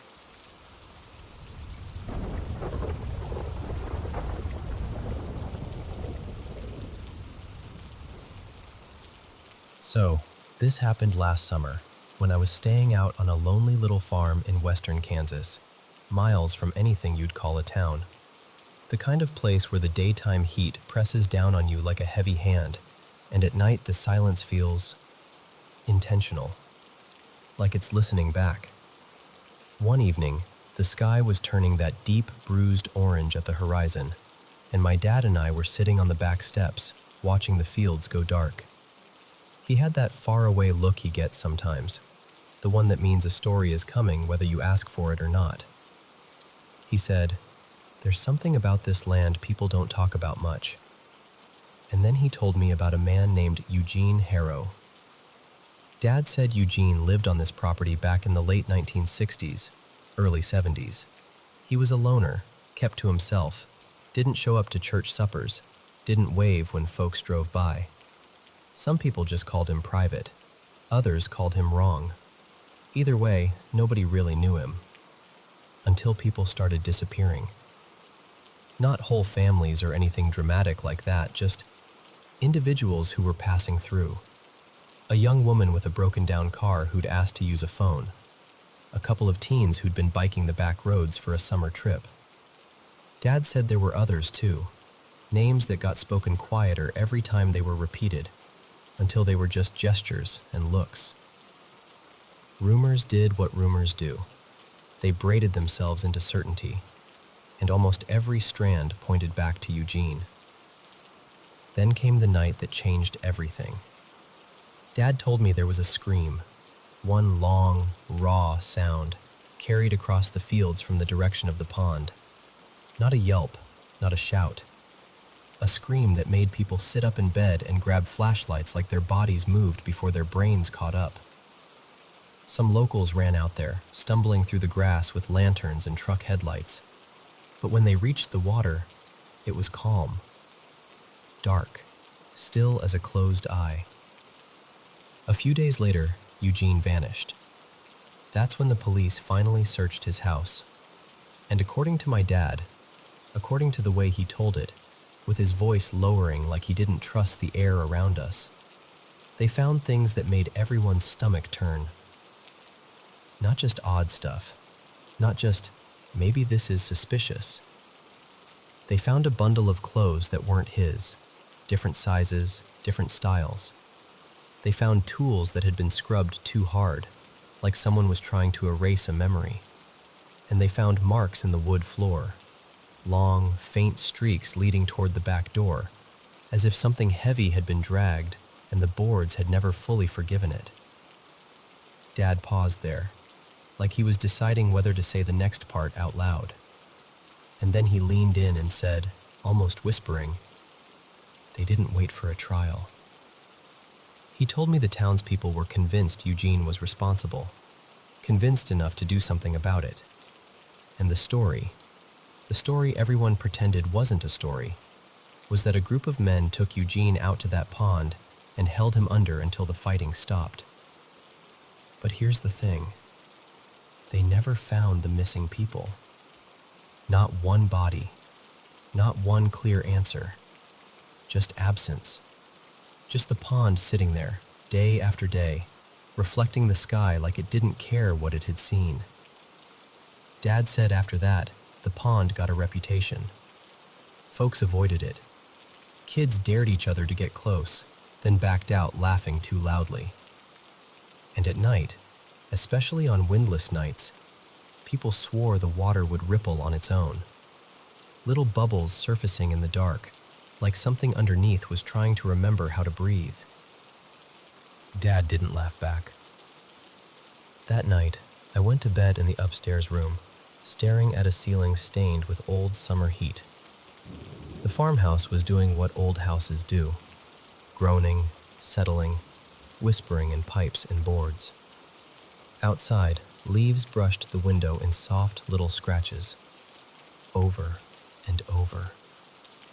And then I heard it. Footsteps. Not in the house, outside, on the gravel road that cut past the property. Crunch, crunch, crunch. Slow and steady, like whoever it was wasn't lost, like they were taking their time. My skin went cold all at once. I eased the curtain back just enough to see. By the pond, right at the edge where the grass gives up and becomes mud, there was a person standing there. Just a shape, really, still as a fence post, wrapped in shadow so thick I couldn't make out a face. But I felt it. I know how that sounds, but I felt the attention of it. Like the figure wasn't staring at the pond, like it was staring at me. I couldn't move. Couldn't even tell you how long I stood there with my hand on the curtain, barely breathing. The figure didn't wave, didn't step forward, didn't do anything dramatic. It just waited. Eventually, the sky began to thin into gray, and the darkness around the pond loosened. And in that slow, honest light of early morning, the shape was gone, as if it had never been there at all. When I told my dad at breakfast, His coffee cup paused halfway to his mouth. I watched the color drain from his face like someone turned down a dimmer switch. He didn't call me crazy. He didn't tease me. He just stared past me for a second and said, quietly, "I've always worried Eugene never really left." Then he added, softer, like it hurt to admit, "Maybe he's waiting for someone. Maybe he wants something finished. Or maybe he wants someone to finally let him rest." I didn't argue. I didn't try to rationalize it. I just knew, deep in my chest, that I wasn't staying another night. I left that afternoon, and the fields looked normal in the sunlight. The pond looked like any pond. The world looked like it had made up a reasonable explanation for everything. But sometimes, late at night, I still wake up from a dream where I'm staring out that window again. And in the dark, I'll hear it. Soft, steady crunching, like footsteps on gravel. And for a second, just a second, I'll be absolutely sure there's someone standing by the water, waiting.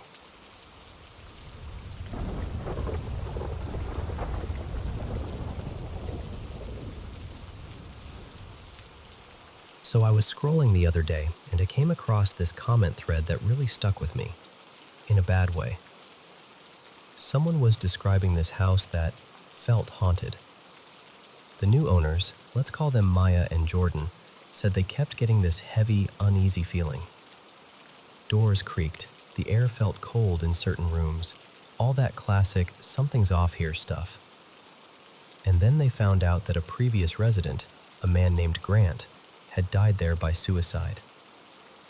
And immediately the comments turned into, "Oh, that makes sense.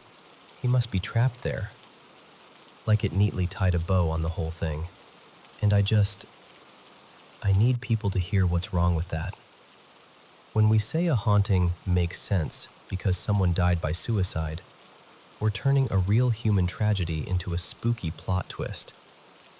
We're implying that dying by suicide is the kind of sin or wrong choice that gets you punished, cursed to linger, cursed to haunt, cursed to become a warning label on a property listing.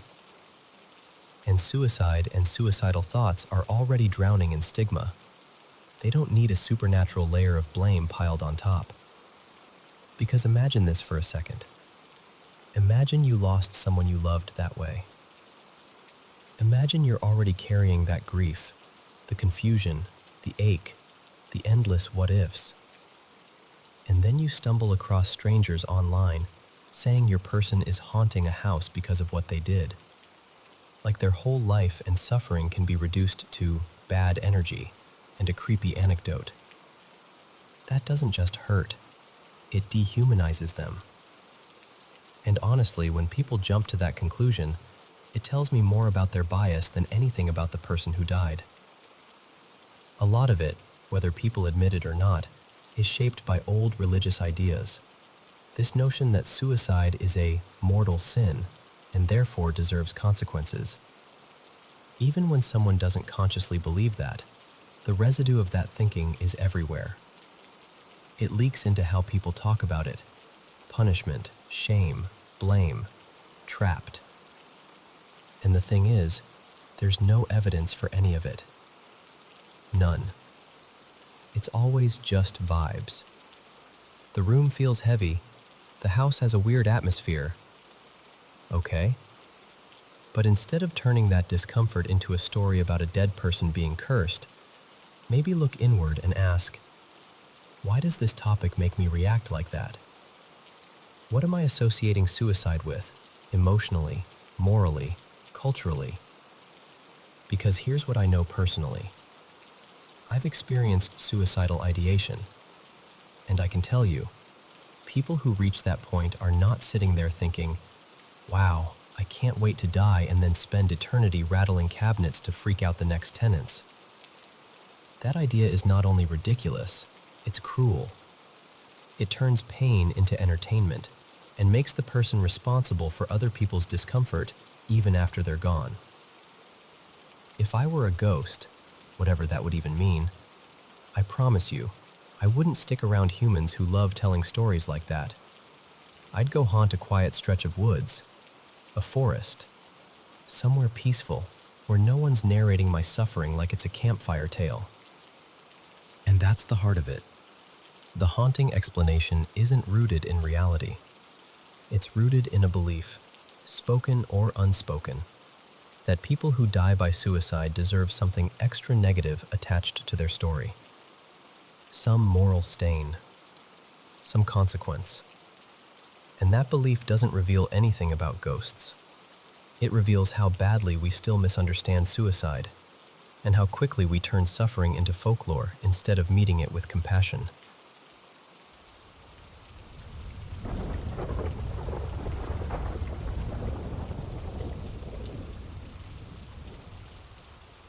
So this happened a few years back when I was working this late shift, afternoons into night. By the time evening rolled around, I was usually the only one left, and the whole place would get that quiet, empty feeling, like the property was holding its breath. One night, maybe around 8:30, I stepped outside near one of the buildings to do a quick walk around. The air was cool, and the street lights made everything look slightly washed out.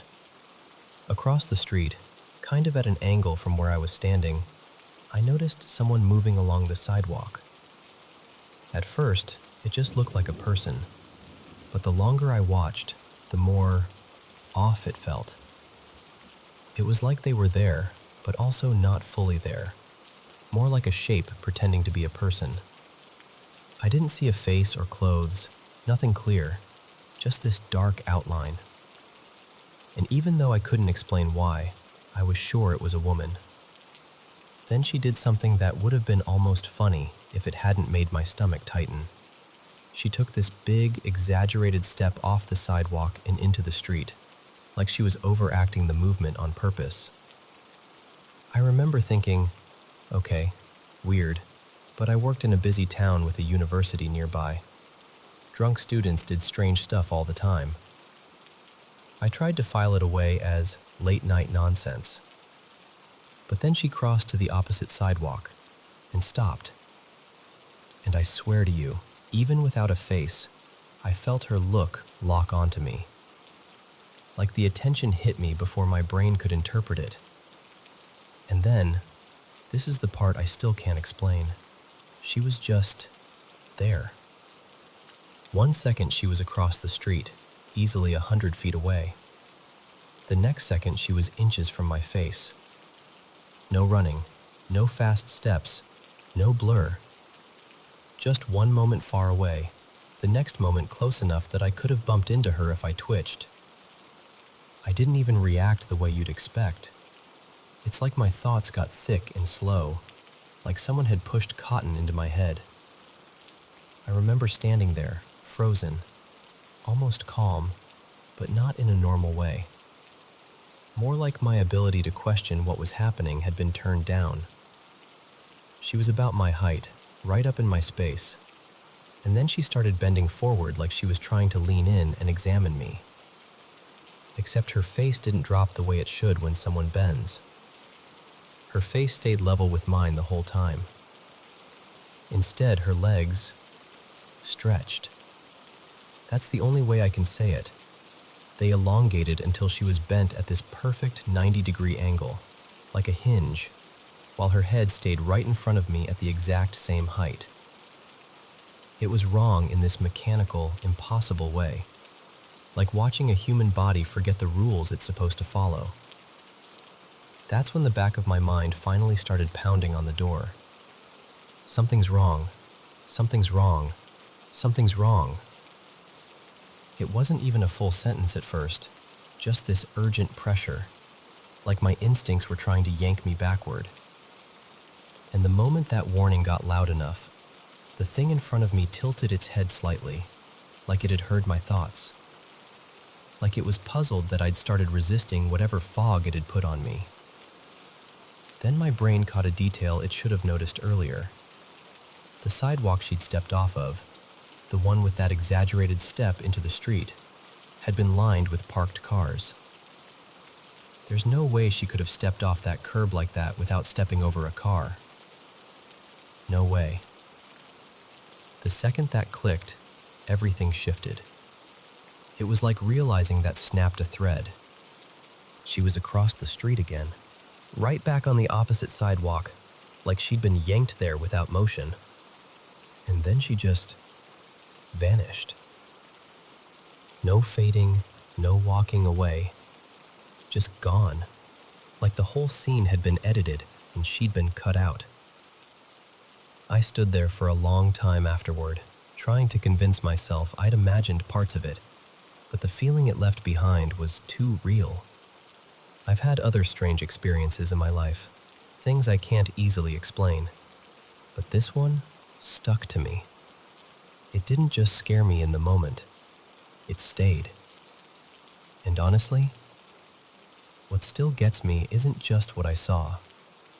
It's the thought that if that little warning voice in the back of my mind hadn't pushed through, I don't know what would have happened. I really don't.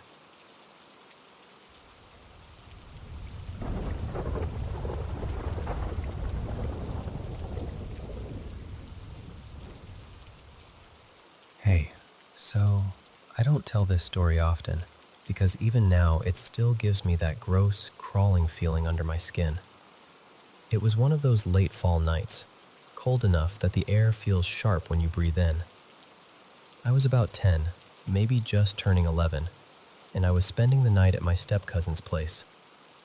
Her name wasn't actually Maya, but I'll call her that. I adored her. Anytime we got to hang out, it felt like a mini vacation, laughing, making plans, about dumb stuff we swore was serious. That night was supposed to be exactly that. Normal, fun, easy. When I got there, Maya was home alone for a little while. I remember walking in with my overnight bag and feeling that excitement bubbling in my chest, like, yes, sleepover energy. We were already talking about what snacks we'd eat and what we'd do the next day. Here's the part I didn't really understand back then. Maya's dad had died a few years earlier. I knew that much. But nobody ever talked about him, especially not her mom. It wasn't just private. It was like the subject had been locked in a box and shoved somewhere nobody could reach. And I didn't know the detail that mattered most. He died in Maya's room, the same room we were supposed to sleep in. I didn't even know what he looked like. My uncle had only married into the family recently, and Maya and I had only been close for a couple of years at that point. So the man was basically a blank space in my mind, just a shadowy before that nobody wanted to touch. Anyway, after I'd been there a bit, Maya told me she was going to take a quick shower. Totally normal. She grabbed her towel, headed down the hall, locked the bathroom door, and turned on the water. I could hear it start, steady and loud, like white noise filling the house. I went into her bedroom and sat on the edge of her bed, just kind of waiting, looking around, messing with the straps on my bag.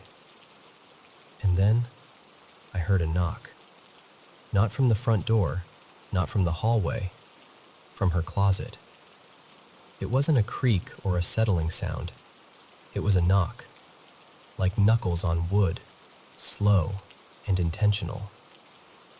I froze, staring at the closet door like it had just blinked at me. My brain tried to talk me out of it, you know? Like, houses make noises. But then it happened again. Louder. My heart started doing that panicky thudding thing where it feels too big for your chest.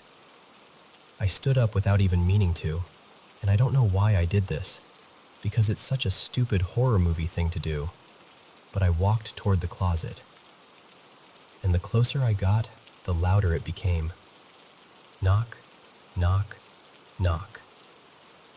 Then it stopped. And in that silence, I felt something change in the room. The air got thick, like it turned heavy, like breathing suddenly took effort.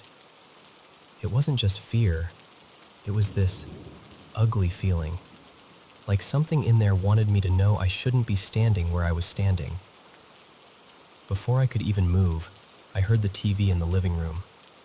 It clicked on, then off, then on again. The rest of the house was dark except for a strip of light spilling from the hallway, and for some reason that made it worse, like the darkness was watching. I didn't even think. I bolted out of Maya's room, down the hall, and I stopped near the bathroom because I could still hear the shower running, Maya humming or moving around like nothing was wrong. The living room was pitch black, quiet. The TV went off again, and the silence that followed felt loaded, like the house was holding its breath. And then the TV snapped on one more time, flickering light throwing shadows across the room. That's when I saw it. Not a clear, normal reflection. More like it had been pressed into the surface of the photo, like the glass was a screen.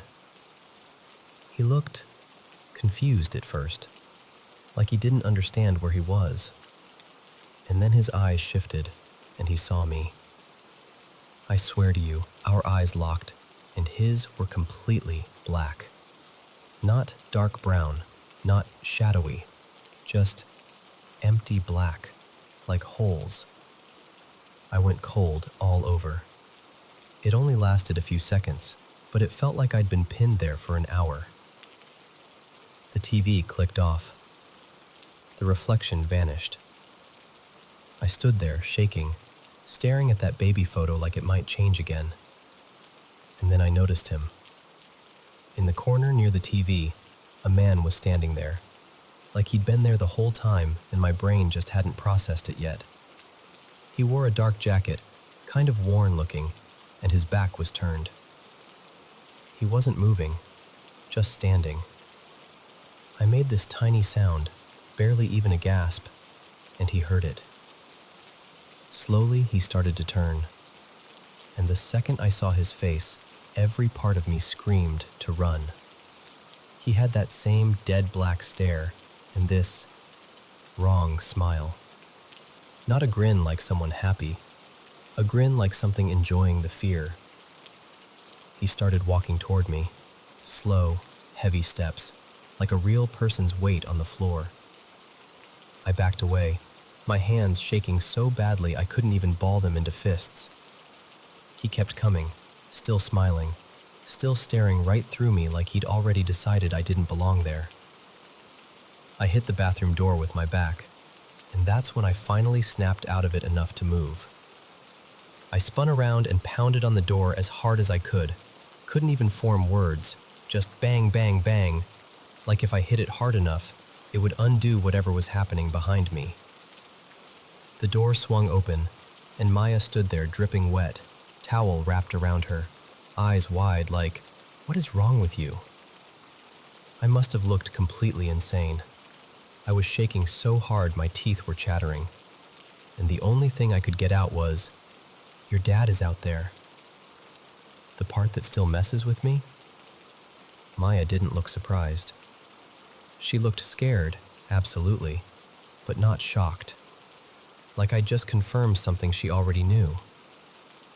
She pulled me inside, locked the door, and in this quiet, shaky voice, she said something like, "My mom sees him sometimes too."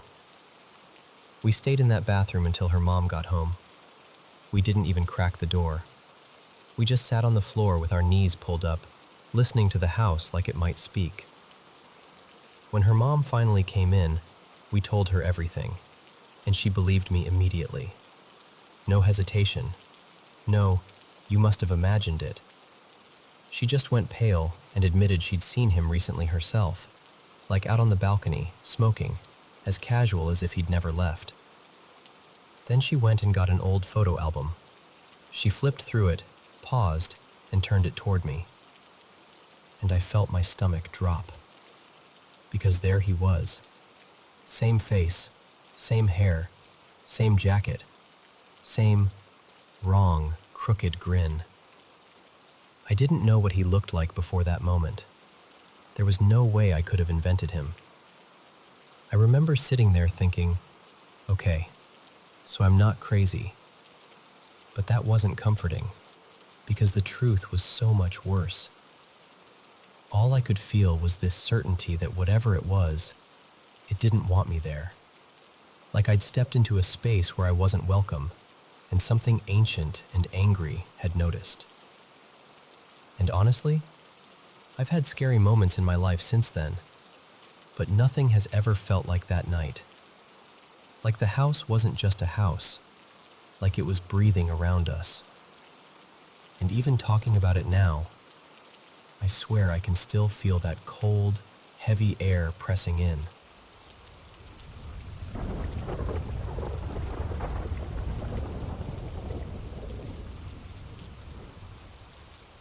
Hey, so I need to tell you something that's been sitting heavy in my chest because it's starting to feel personal.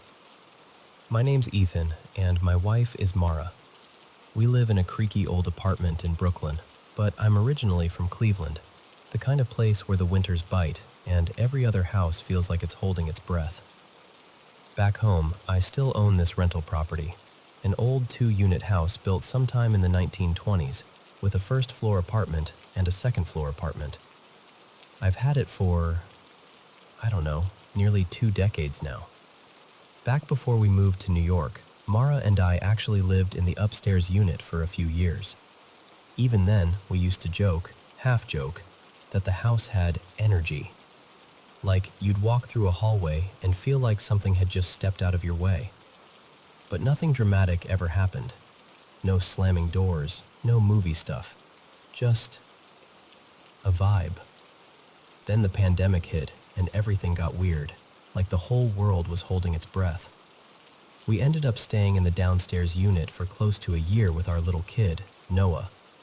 And I swear to you, the feeling down there was different. Heavier. Like the house wasn't just old, it was occupied. It wasn't one big moment, it was this constant sense of being watched, especially near the basement door. When things finally calmed down, we went back to New York. After that, we basically kept the place empty and only stayed there a few weeks a year when we'd visit family. And at first, it seemed fine. But then this pattern started. Almost every time we'd go back to Cleveland and stay in the house, even for a short visit, one of us would get sick. Sometimes all of us. Headaches, stomach issues, that wiped out flu-y feeling. And it happened again and again for about 2 years. It got to the point where we started looking for logical explanations. Mold, old pipes, bad air, carbon monoxide, you name it. We couldn't prove anything, but it felt like something was messing with us. Like we weren't welcome. So last year, standing in that downstairs living room, feeling that pressure in the air, I finally said something out loud. Not yelling, not dramatic, just firm. I said something like, "This is my house. I'm not trying to fight with you. If you want to stay, fine. But you don't get to hurt us. You don't get to make us sick. Leave us alone when we're here." And the weirdest thing? It actually seemed to work. The next few visits, nobody got sick. But the presence didn't go away. It just shifted, like it backed up into the corners. I started hearing more little noises, soft tapping, faint ticking sounds in rooms where nothing should be ticking. Stuff that made me stop and listen with my whole body. Then came our most recent visit, and that's when it went from unsettling to scary. Within the first couple days, things started breaking like dominoes. Our rental car wouldn't start one morning, dead battery out of nowhere. The toilet handle snapped internally like it had been yanked too hard. A hallway light that had worked the day before suddenly died. Then there was this faint smell in the basement. Turned out to be a small gas leak, which is not the kind of thing you shrug off. And to top it off, the bathtub faucet started dripping non-stop, fast enough that we had to call a plumber. Mara finally admitted something she'd been keeping mostly to herself. She had the basement. Always had.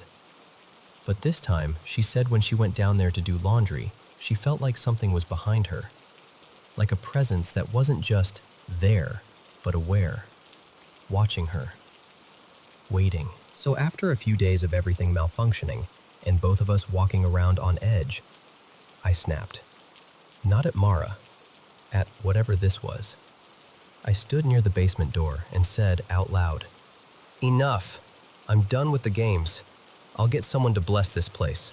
You're not welcome here anymore." I meant it. Mara flew back to New York a couple days before Noah and I did because she had work. Noah and I drove back later, and I honestly thought the worst of it was behind us. Like, okay, house is creepy. We'll deal with it later. Back to normal life.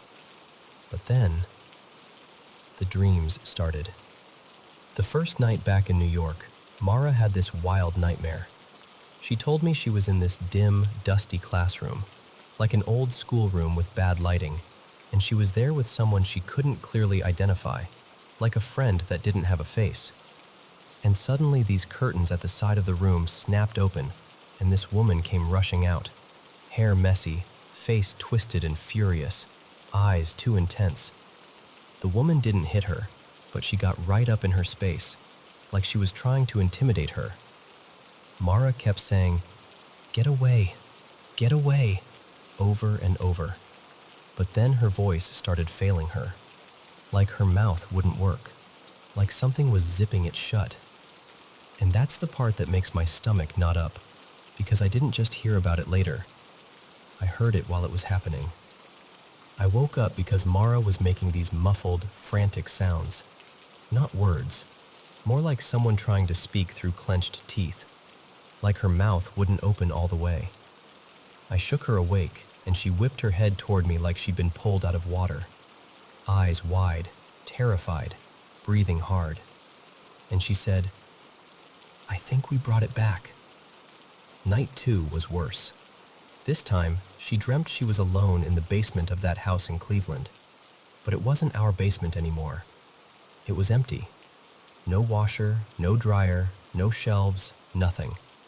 Just bare space and dim light. She said the basement door at the top of the stairs was cracked open, and she could see a thin line of light. Then, this is the part that creeps me out. She saw me walk by upstairs, like I was in the house. She watched me open the basement door all the way, like I was letting her up. So she tried to climb the stairs, but her legs felt heavy, like somebody had tied weights to them, like she was moving through wet cement. She couldn't lift her feet right. Then the dream shifted, and she was outside the house, staring at that same side door. And she watched me walking the property, sprinkling holy water at the corners, like I was trying to seal the place off. And that's when she saw a shadow appear to her right. Not a person, not a figure with details, just a shape that felt wrong, threatening in a way the crazy woman from the first night hadn't been. Like this wasn't anger, this was intention. She said in the dream I didn't notice it at all, like it could stand right there and I couldn't see it. But she could, and she felt it watching her like prey. And then, again, her voice started to disappear. Same sensation, like her mouth was being sealed shut, like she was trying to scream through a zipper. And once again, I woke up to the exact same muffled, struggling sounds coming from her side of the bed. I didn't hesitate. I shook her awake immediately. She came up gasping, eyes wet, hands trembling. And she just kept saying, "It's here. It followed us."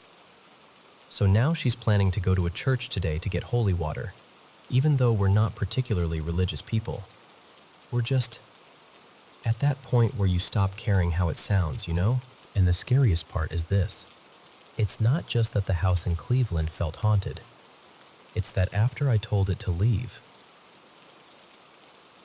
it seems like it got angry.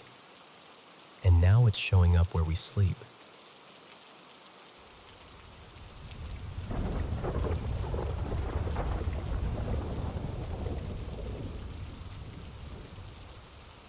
So this started almost 3 years ago, and I need to say up front, before any of this, I was not the kind of person who had paranormal stories. I've always been a little scared of ghosts and all that, sure, but I'd never actually experienced anything I couldn't explain. Back then, I lived alone in this big apartment, Let's call it Cedar Ridge. Just me and my cat Miso. The place was honestly great, except for one room. There was this laundry room tucked down a short hallway, and I don't know how else to describe it. It had a heavy, creepy vibe, like the air changed when you stepped inside. Every time I went in there, I got this prickly feeling of being watched. I started avoiding it and doing laundry somewhere else. Most of the time, I kept that door shut like it was a bad habit I was trying not to look at. The rest of the apartment felt totally normal, at first. Then I started noticing little things, like I'd leave for work, come back, and a light I swore I'd turned off would be on. At the beginning, I blamed myself. Bad memory, rushing out the door, whatever. It didn't feel like a big deal, just annoying. Months went by, and my girlfriend at the time, Leah, came over for the weekend, like she often did. The first night, we were falling asleep, everything fine, quiet, normal. And then, maybe an hour later, I jolted awake because I heard a sharp thump, like something had hit my guitar case by the bed. I sat up, heart pounding, and saw that our blanket wasn't just half off the bed like it sometimes gets. It was on the floor, fully, like it had been yanked. And Leah was already awake, eyes wide, staring at me. She whispered, "Something pulled my legs." I remember trying to stay calm because my brain needed a normal explanation. I told her maybe she kicked or twitched in her sleep. Maybe the blanket slid. Maybe it snagged and fell. People do weird things when they're half asleep, right? But the next morning, I found the blanket way farther from the bed than it should have been, almost like it had been dragged. I still tried to laugh it off. I wanted it to be nothing. After that, though, the apartment started feeling less peaceful at night. Sometimes I'd hear this thin, scraping sound near the bedroom window, like fingernails or a branch, except there weren't any branches close enough for that. Other times, a door would shift or click, like it was being nudged. And Miso, sweet, calm Miso, would react before I even did. She'd freeze, ears pointed, eyes locked on the exact spot the sound came from. Not skittish, not playful, just alert, like she was tracking something I couldn't see. Then came the laundry room again. One day, I finally forced myself to do a load of laundry at home. I walked in, turned the light on, and that same feeling hit me, stronger than usual. Like someone was just standing behind me, staring holes into my back. It got so intense I actually had to leave mid-load. I stepped out, shut the light off, and pulled the door closed like I was sealing it. That night, the scratching sound in the bedroom was louder than I'd ever heard it. I couldn't fall back asleep, so I went to the kitchen to get a glass of water. And that's when I saw it. The laundry room light was on. Not flickering. Not a bad bulb. The switch had been flipped. I stood there staring, and Miso came up behind me, and then immediately stopped, like she hit an invisible wall. She refused to step past the doorway, wouldn't even lean in, just stared into that room with her tail low and her body tense. That's the moment my stomach dropped. Within a week, I started looking for a new place. We moved not long after, to a different apartment, Harbor Street, and by then Leah and I were living together. It was bright, cozy, nothing like the old place. For a while, it felt like a reset, like maybe Cedar Ridge was just a bad building, a weird set of coincidences, my nerves getting the best of me. And honestly, we almost forgot about it. Until one night, we were lounging in the living room, just talking, and this heavy floor fan, one of those chunky ones that doesn't budge easily, suddenly launched sideways. I mean launched. It didn't tip or wobble. It moved like it had been shoved hard. It slid and toppled a good couple of meters from where it had been, and we both just sat there in stunned silence, staring at the space it used to occupy. We checked the floor, checked the cord, checked everything. There was no reason for it. Months went by with nothing else, and I almost convinced myself it was a freak accident. Then, one evening, we were talking about Leah's grandfather. He was really unwell, and we realized we'd both had the same dream the night before. In the dream, we were visiting him, standing in the same hallway, hearing the same little details. We were sitting at the table, quietly comparing what we remembered, when a ceramic pot, sitting dead center on the table, suddenly slid and shot off the edge. Not a slow slide, not a wobble. It went like someone had smacked it from the side. It hit the floor and skidded way farther than it should have, and we both jumped up, shaking, just staring at each other like, did that just happen? Miso was in the room too. She bolted under the couch and wouldn't come out for ages. That was the first time we said it out loud, this awful little idea we didn't want to believe. What if something followed us? Because it didn't feel tied to a single apartment anymore. It felt tied to us. Then work forced another move. New neighborhood, new place, totally different layout, different everything. And I hate admitting this, but part of me was waiting. Like I needed to know whether we were imagining it or whether it really would happen again. And it did. Just recently, we were doing meal prep, chopping vegetables, packing containers, normal weekday stuff. A dish was sitting on the table, not near the edge, not balanced weirdly. And right in front of us, it slid and got pushed straight off. Same kind of motion, same impossible, someone just shoved it feeling. The strange part is, that's basically it. No shadows, no whispering, no nightmares. We sleep fine. I can get up at 2 a.m. for water and the apartment feels completely normal. Most days, nothing is wrong. It's just these occasional moments, maybe weeks or months apart, where something solid moves like an unseen hand decided to make itself known. Neither of us is religious. We haven't done any cleansings or rituals or anything like that. Mostly we just try not to talk about it too much.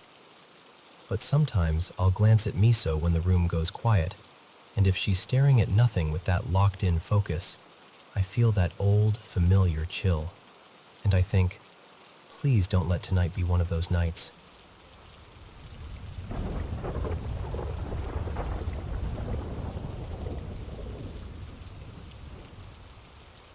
So, this happened back in 2008, and even now I can't tell you what it was, only what it felt like. I was in my room, completely absorbed in a game I was obsessed with at the time, Risen. Headphones half on, just zoning out the way you do when you're safe at home and nothing in the world is supposed to touch you. Then the doorbell rang. I didn't move. I figured my friend, Mina, would get it. She was already out in the living room anyway. Simple. But a little while later, the bell rang again. And then again. Not frantic at first, just persistent. Like whoever it was had decided, no, I'm not leaving. Not yet. That's when I started thinking, wait, if Mina answered the door, why are they still ringing? A minute later, Mina came into my room, and I knew something was wrong before she even spoke. Her face had gone pale in that stunned, shaky way people look when their brain is trying to argue with what they just saw. She told me, very quietly, something's out there. I laughed, because that's what I do when I'm scared but don't want to admit it, and I told her she was messing with me.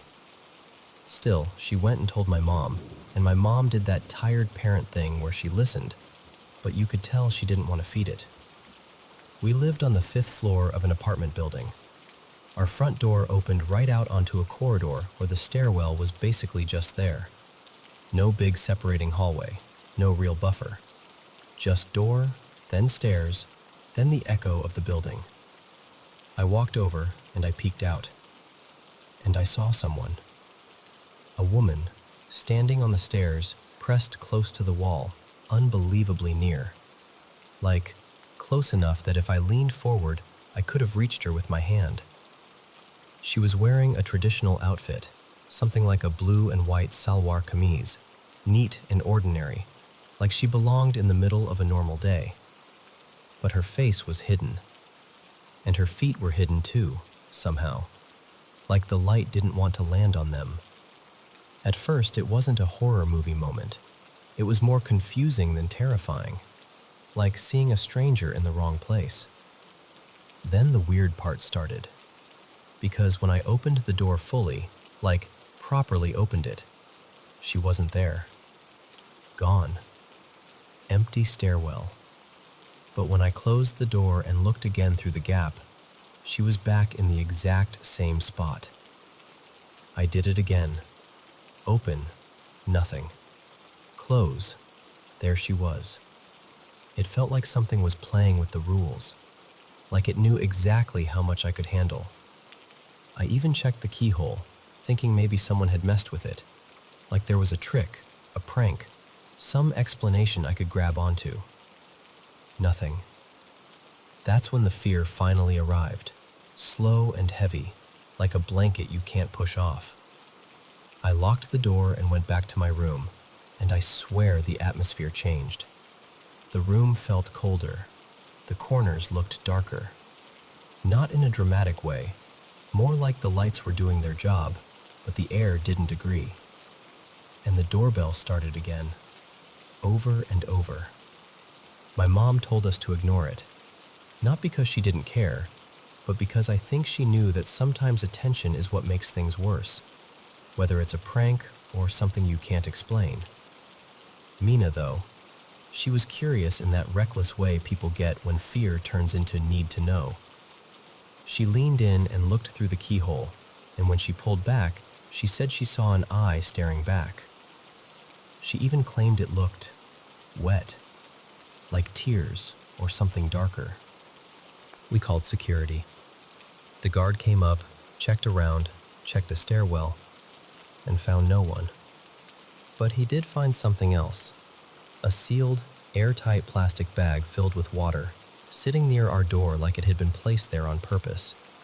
And I remember staring at it thinking, okay, what kind of prank is this? What does that even mean? The guard took it away, and after that, the bell finally stopped. The next day I told myself I was done with it, but of course I checked the keyhole again, because once something gets under your skin, curiosity isn't optional anymore. At first, nothing. Then I checked again, and she was back. Same spot, same stillness. That was the moment I felt it in my gut. This isn't random. This is deliberate. Like something wanted me to keep checking, wanted me to keep participating. So I stopped. I stopped looking. I stopped reacting. I avoided the door as much as I could. A few days later, there was a power outage. The whole apartment went pitch black. That kind of darkness where you can't even tell if your eyes are open. We lit candles, and the flame made the shadows jump on the walls like nervous little animals. My mom had to run out for something, and she took Mina with her, leaving me home with my little brother, Rafi. Not long after they left, we heard someone at the door. Not the bell this time. The doorknob started twisting. Slow, firm, like someone was trying to open it carefully, but with intention. Here's the part that still messes with me. The door wasn't locked. It was just closed. So why would the knob twist like it was stuck? I grabbed the handle and held the door with both hands, bracing my weight against it like that would matter. My brother started panicking behind me. I shouted, "Who is it?" No answer. Just that steady turning, like whoever it was didn't need to speak. I shouted again.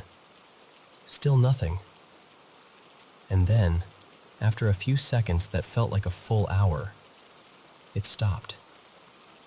Silence. When my mom and Mina came back, Mina said something that made my skin go tight. She told me she heard me screaming from the 3rd floor while she was climbing the stairs. 3 floors down, and she heard me. That night passed without anything else happening, but after that, I started noticing sounds from above. Little noises that didn't make sense, like toys being dropped, something rolling across the floor, the faint tap-tap of movement where there shouldn't have been any. When I asked the upstairs neighbors, they looked genuinely confused. They swore they didn't know what I was talking about. Later, months after, we moved to a different place. New apartment, new building, new everything. And the sounds came back anyway. Always from above, always around midnight. And then there were the marks. Every once in a while, I'd wake up with these thin, shallow scratches on my hands or on my back near my spine. Not deep enough to bleed much, but enough to notice in the mirror and feel that cold, slow question rise in your chest. How did that get there? Back then, I didn't obsess over it. I just brushed it off. You tell yourself you rolled into something. You scratched yourself in your sleep. It's nothing, it's nothing, it's nothing. But looking back now, I can't pretend it didn't fit the pattern. Over time, I started accepting a possibility I used to reject.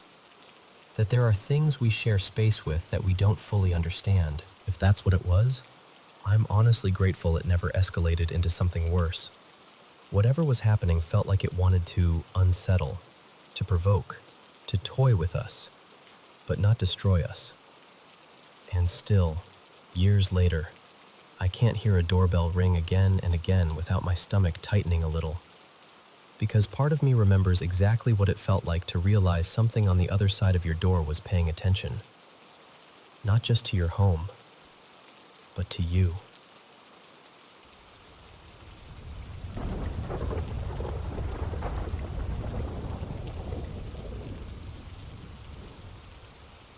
So, in high school, we started half joking, half not, saying our house was haunted.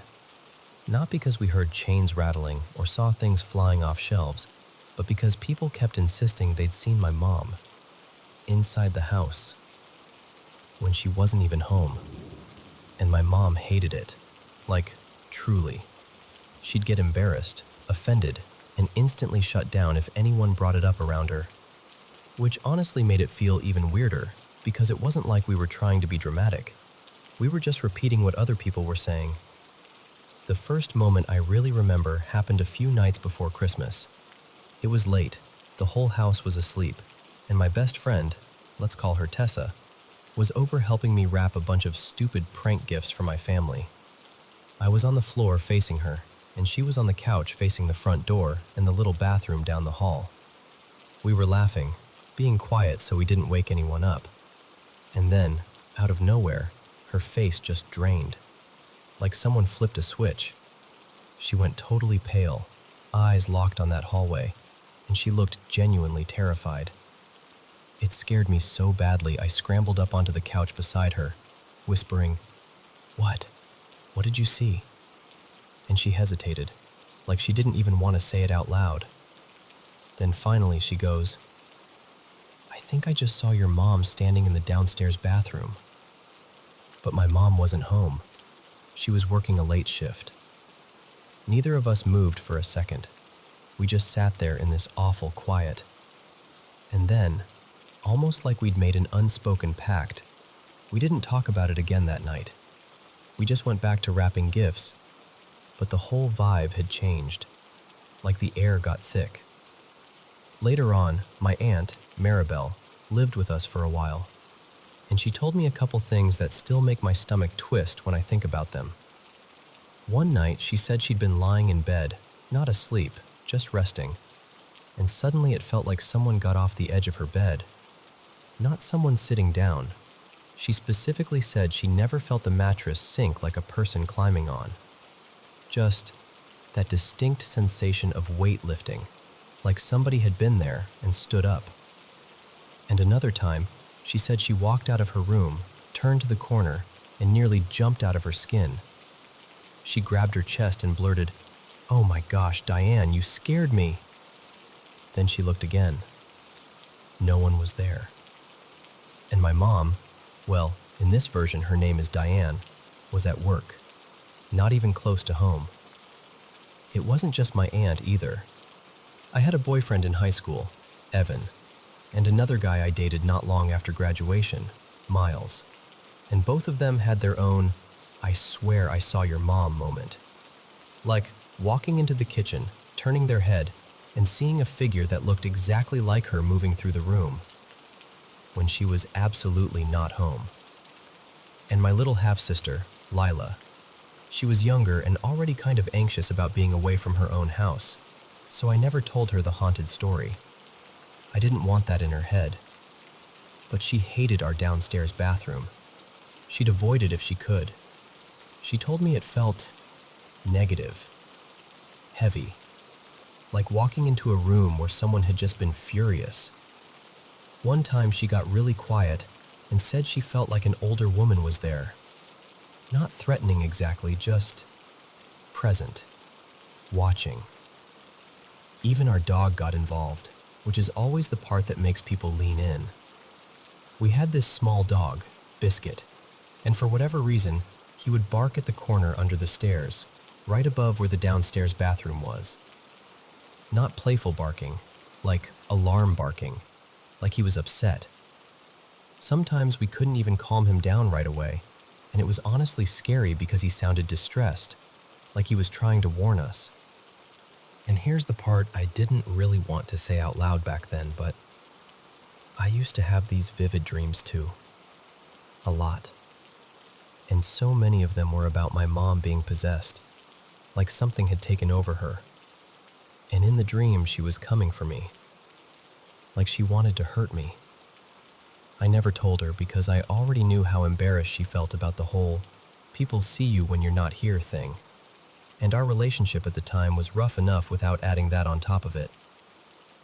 In real life, I wasn't usually scared in the house. That's the strange thing. I kind of made this rule in my head. If I don't acknowledge it, if I don't feed it fear, then it can't touch me. Maybe that's true. Maybe it's just something I told myself to feel safe. But it worked. Except once. I heard my name, clear as day, like someone leaned right next to my ear and said it. I was awake. Fully awake. And I remember freezing for half a second, and then just forcing myself to act like nothing happened.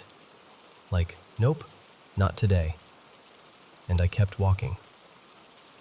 Upstairs, the house would creak and pop the way old houses do, and we'd always brush it off as normal settling. My mom would occasionally mention things disappearing and showing up in weird places, and she'd laugh and say we must have a mischievous spirit. Like she could joke about it as long as it didn't involve people saying they'd seen her. But if I'm being honest, our house always felt heavy.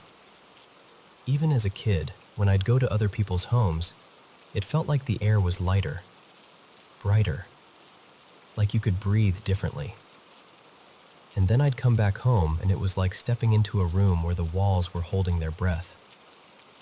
And during that whole stretch, high school and a bit after, our family life was rough, tumultuous, chaotic, dysfunctional.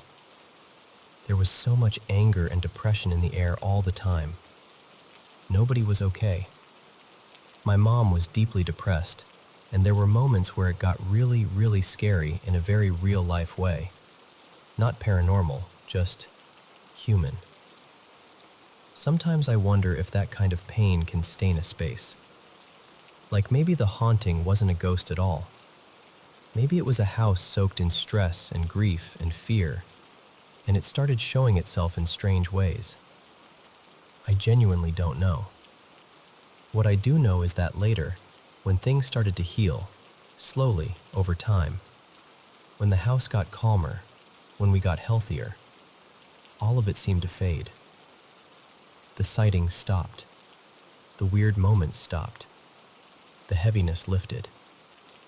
And whether that means it was something supernatural that left, or just a family finally finding its way out of the dark, I still can't tell you. But I can tell you this.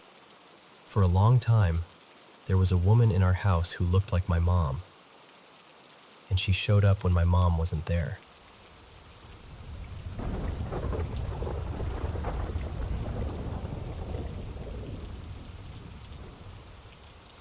So, I've never actually seen anything spooky with my own eyes. No shadows darting across the hallway, no creepy faces in mirrors, nothing like that. But I have felt things. And honestly, I think that can be worse, because you can't point at it and go, "There, that's the proof." When I was a baby, my family lived in this small house for about a year. Nothing fancy, just a normal little place. But after we moved, my parents kept it as a rental for a while, and every so often we'd have to go back because tenants would leave it wrecked. So growing up, I'd end up back there in random stretches, summer days, weekends, whenever repairs needed doing. And I'm telling you, the second I stepped inside, it was like the air changed. It hit me immediately, this heavy, pressing feeling, like walking into a room right after an argument you didn't witness. My stomach would tighten, my shoulders would tense, and I'd get this strong urge to stay close to whoever came with me. There were two rooms that were the worst. One was a narrow back bedroom, and the other was this little storage room off the hallway. I would avoid them like my life depended on it. I'd do that thing where you pretend you don't need to go in there, like, "Oh, I'll just stay out here and hold the trash bag," because even the doorway felt wrong. And it wasn't just creepy house vibes. It would get so intense that I'd feel watched. Like the moment I turned my back, something was right there, paying attention. I'd get that prickly heat up the back of my neck, and my heart would start thumping like I'd just run upstairs. I never told my parents either. I just figured they'd brush it off, and honestly, I didn't want them to look at me like I was being dramatic. There was also this smell. Not like rotten eggs or mold or anything you hear in movies. It wasn't even disgusting. It was just unnatural, like it didn't belong to any normal cause. The closest thing I can compare it to is a damp paint smell, like the walls had been freshly coated and never fully dried, even though nothing was wet. No leaks, no weird wiring issues, no mold problems that anyone ever found. And still, that smell hung around every single time we came back. Windows open, fans running, bleach and cleaners everywhere. It didn't matter. It was like the house had its own scent and refused to let go of it. What made it even stranger was the renters. People never lasted. A couple months, then gone. The longest anyone stayed was maybe a year. My parents would always blame it on people being flaky or life changes, but it happened so consistently that even as a kid I started noticing. Like, why does nobody ever settle here? And then, when I was around 16, maybe 17, my mom admitted something to me. We were talking about the old place, casually, not even in a spooky way, and she suddenly got this tight look on her face, like she regretted bringing it up at all. She told me that back when we first lived there, she used to hear noises at night. Specifically, she'd hear what sounded like someone in the kitchen, pantry doors opening, that soft clacking sound of hinges and little latches, like someone was searching through food. Then footsteps, slow, unhurried, moving through the house. And of course, she thought it was an intruder. So she'd wake my dad, Mark, and they'd both go check, scared and half awake, ready to catch someone in the act. But every time, there was no one. No broken window, no forced lock, nothing. Just silence, except the pantry. She said they'd walk into the kitchen and find multiple pantry doors open, sometimes all of them, wide open, like someone had stood there calmly deciding what to take, then wandered off. Here's the thing about my mom. Her name's Diane. She's not the type to make stuff up, and she's definitely not the type to casually chat about ghosts. She's deeply religious, the kind of person who gets visibly uncomfortable if a movie even suggests something paranormal. So when she told me this, I didn't get the sense she was trying to spook me. If anything, she seemed like she was confessing something she wished she could erase from her own memory.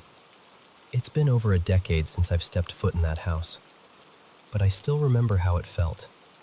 That immediate heaviness, the watching sensation, that weird, damp paint smell that didn't belong to anything. And sometimes I think about asking my mom more, like, what else happened? Did she ever hear anything else? Did she ever feel what I felt? But honestly, I'm scared to. Not just because I don't want to hear the answers, but because I don't want to upset her.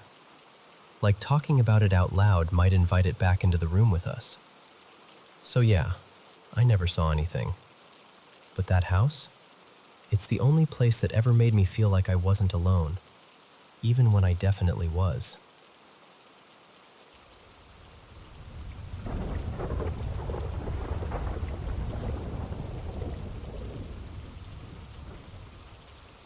So, I've lived in this house for about 15 years now, and honestly, most of that time has been completely normal, like boring normal. But those first couple of years, especially the first year and a half, were different. And I still don't have a clean explanation for why it started, or why it stopped. To be clear, this place doesn't look like the kind of house you'd point at and go, "Yep, haunted." It's a standard single-family home in a quiet neighborhood, built in the late 80s. No tragic history we've ever heard of. No creepy cemetery vibes. Just a regular house on a regular street. When we first moved in, everything felt fine. We unpacked, got the kids settled, did all the normal new house stuff. And then, a few months in, our front door started doing this thing where it would open by itself. I mean, fully swing open.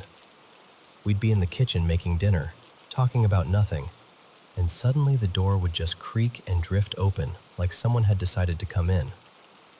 The first few times we tried to laugh it off. My partner, Marcus, figured it was something simple. Loose hardware, a bad latch, maybe the door wasn't sitting right in the frame. And I'll admit, we weren't the best about locking the doors back then. We lived in a pretty peaceful area, and we had 2 massive dogs, our English Mastiffs, Diesel and Brandy. If anyone could get past those 2, honestly, they earned whatever they were trying to steal. Marcus tightened screws. Didn't help. He replaced the whole handle and lock set. Didn't help. We told ourselves it was the house settling, or pressure changes, or wind, or anything that didn't involve, anything else. But then the animals started acting weird. The cats, Miso and Juniper, would sit up like statues and stare at the same spot in the room, like they were watching something hover in the air. And not just stare, they'd track it, together, like their heads were following movement across an invisible line. The dogs were worse. Diesel would snap up out of sleep, stiff as a board, hackles raised, staring down the hallway like it had personally offended him. Brandy would give this low, warning bark that she never used unless someone was actually at the door. And that's what got under my skin. Because animals don't do that for no reason. Not like that. They weren't playing. They weren't being dramatic. They were reacting like something was there. And then came the night that still makes my stomach tighten when I think about it. It was right after the holidays.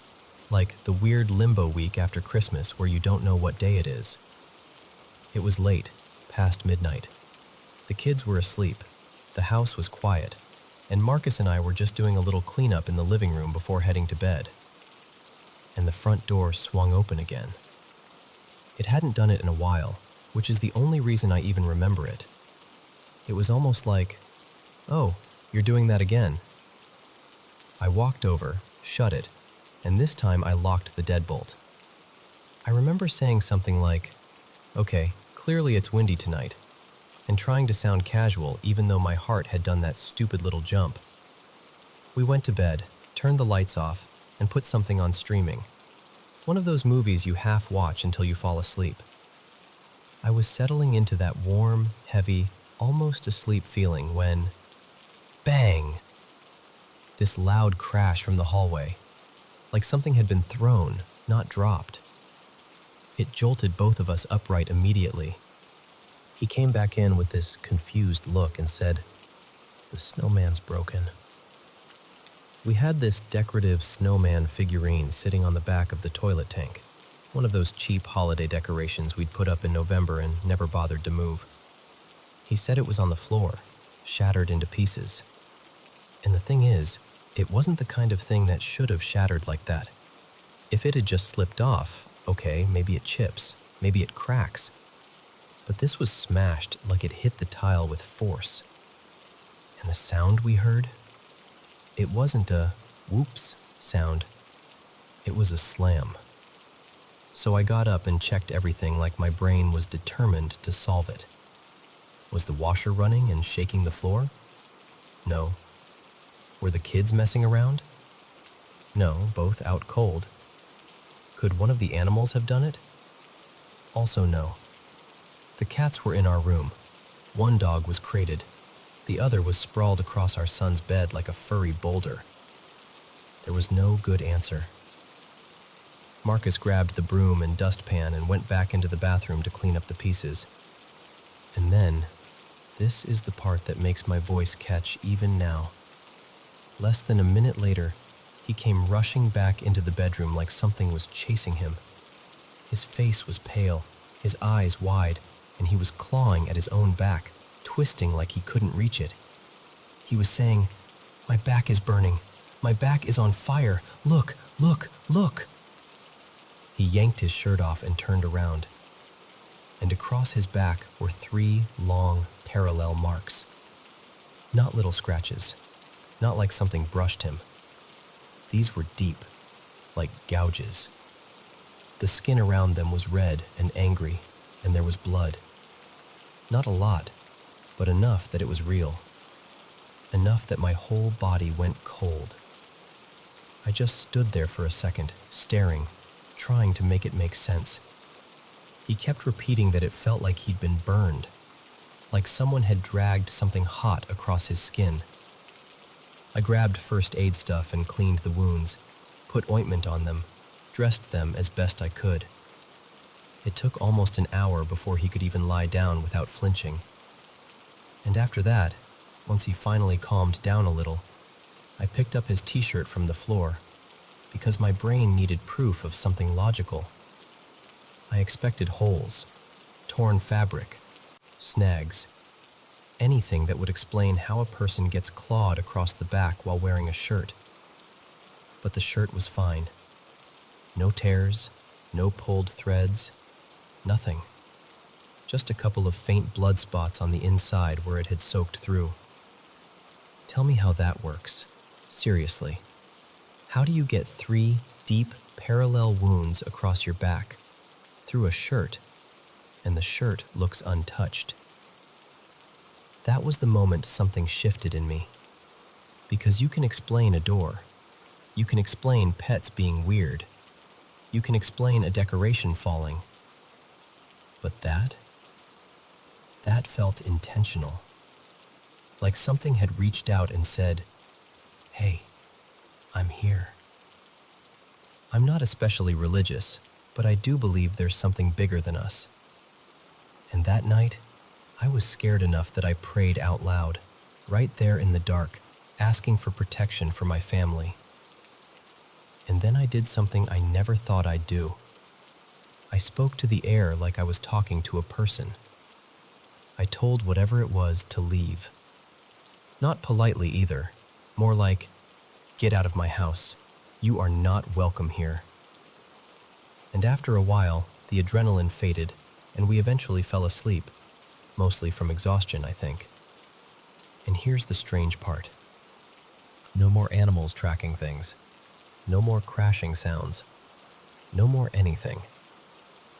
Like the house decided it had said what it wanted to say, and then it went quiet. It's been over a decade since then, and I still don't know what to do with it. Maybe the door really was a settling frame and gusty weather. Fine, I can live with that explanation. But the marks on Marcus's back? I've gone over every possible scenario in my head, every rational explanation, every maybe he bumped into something, every maybe it happened earlier and we didn't notice. And nothing fits. Not with the shirt untouched, not with the timing, not with the way he came running in like he'd been attacked. So I don't know. I really don't. Was it a freak accident? Something we'll never be able to prove? Or was it something else? And why would something do one big, terrifying thing and then go completely silent? I still wonder about that, more than I want to admit.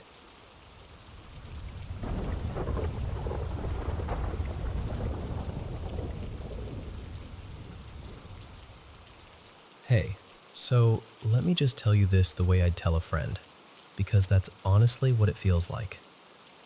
We bought this house a little over 5 years ago, late winter of 2021, and I'll be real, I didn't want to move. The market was brutal. It was one of those, this is what we can actually get situations, not the dreamy, this is what we imagined kind. And from day one, my kids weren't exactly shy about how they felt. They'd complain about little things, cold spots, weird vibes, shadows in the hallway. Stuff they insisted felt like someone else is here. I tried to brush it off as nerves, imagination, adjusting, but it kept coming up. My husband snores like it's his full-time job, so we started sleeping in different rooms.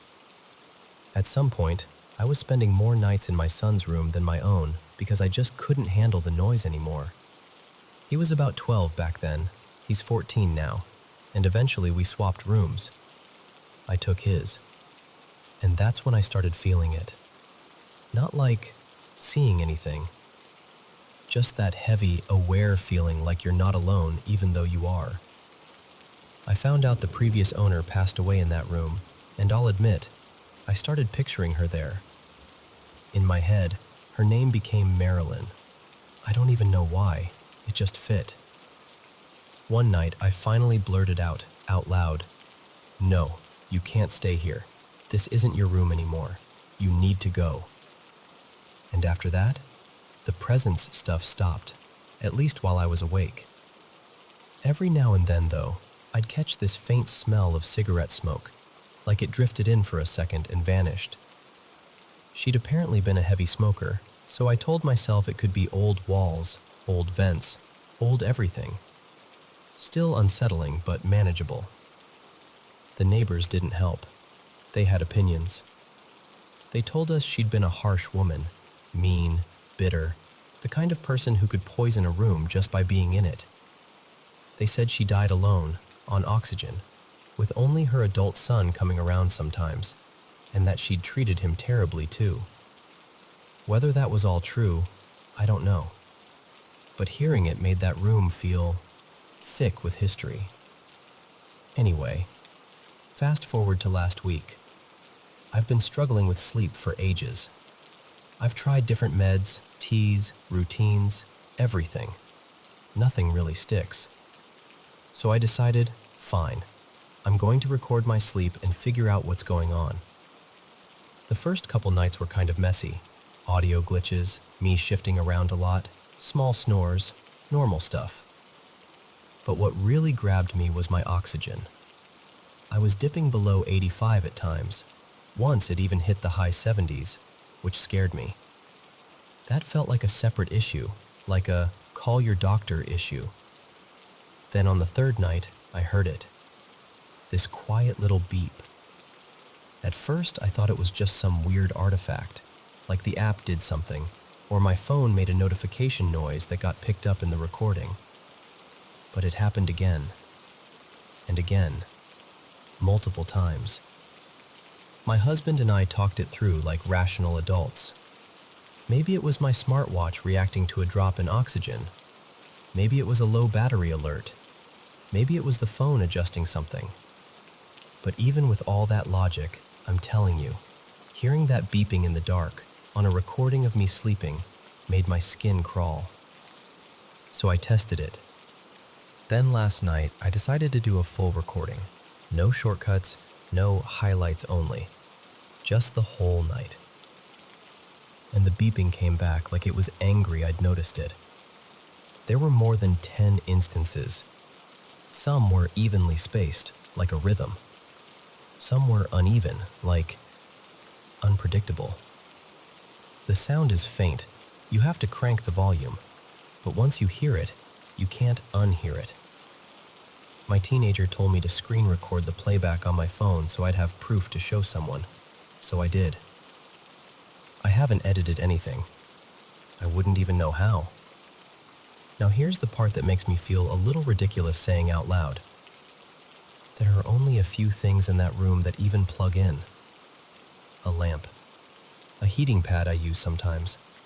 My phone charger. That's basically it. My husband went through the room like he was on a mission, checking every outlet, every cord, everything that could possibly make a noise. And yes, technically, any of those items could beep under the right circumstances. But why does it stop when I remove one thing and come back when I record the full night? That's what's getting to me. So now I'm sitting here wondering, is it something totally explainable that I'm missing? Some sensor, some setting, some electronic hiccup? Or is it something else, like an echo, like a leftover imprint? Like that oxygen machine rhythm got baked into the room somehow, and now it's bleeding back through when the house is quiet enough. I don't know. I'm not claiming anything. I'm just saying, it's strange. And it's happening in the one room with the heaviest history in the whole house. And honestly, I'd love ideas. Rational, spooky, whatever you've got. Because right now I'm stuck between, there's definitely a logical reason, and why does it feel like the past is tapping me on the shoulder at night?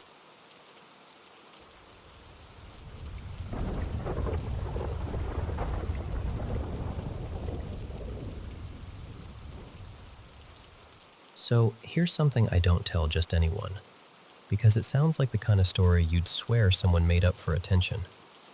But I lived it. We all did. My family basically grew up inside a church. Well, above it. My parents met there, got married young, and when they were broke and had nowhere solid to go, the church offered them the caretaker job and the little living space upstairs. It wasn't some cozy parsonage either. It was this cramped one-bedroom tucked over the sanctuary, like the building was wearing an apartment as a hat. If you walked in from the street, you'd go through the main doors, pass down the center aisle, and all the way toward the back. There was a plain door back there that led to a narrow staircase. Up those steps was our whole world. One tiny bedroom, a combined kitchen, living, dining area, and this little terrace off to the side with a laundry room right next to it. 5 people, 1 bedroom. Later, 2 dogs, too. It was tight, but when you're a kid, you don't really question it. You just make it normal. What wasn't normal was the way that building felt. And I don't mean old building creaks at night felt. I mean watched. Like the air could turn heavy without warning. Like someone had just walked into the room angry, except no one did. Sometimes it got cold in a way that didn't match the weather. Sometimes you'd hear movement, footsteps, slow and deliberate, when nobody was there. And the creepy part is, it wasn't just me. It happened to all of us, separately, together, whenever it felt like it. One night, my stepdad, Marco, was out of town for work. It was just my mom, my brothers, and me at the little table eating dinner. My youngest brother Eli was talking with his mouth full. My mom was doing that tired parent half smile, and for a minute, everything felt normal. Then we heard it. Footsteps on the stairs. Slow, measured, like someone taking their time. But what made my stomach drop was the sound. Sharp taps, like a woman in heels. Tap, tap, tap. They climbed the staircase that came up from the church below, and every single one of us went silent, like we'd all turned into statues at the same time. The steps reached the top. Then, this is the part I still hate thinking about, they didn't stop at the door. They kept going. We heard the footsteps move through our living area, passing behind us like whoever it was just walking through like they belonged there. And then they continued toward the bedroom. I remember my mom's voice, low and shaky, asking, "Did you hear that?" We all nodded. No one wanted to be the first one to say, "Yes, and I think we're in trouble." My oldest brother, Noah, was always the logic first type, like the kind of person who wanted to fix fear by solving it. He stood up, grabbed a kitchen knife, trying to look brave, trying to make us feel brave, and he checked every corner of that apartment. Then he went further and checked downstairs in the church itself. Nothing. No one. And weirdly, that almost made it worse. But it also broke the tension just enough that the two of us younger kids could breathe again. Another time, I came home with my mom after running errands, bags of groceries digging into our fingers, and we found my middle brother, Mateo, curled into a corner like he was trying to disappear into the wall. He was crying, full body trembling.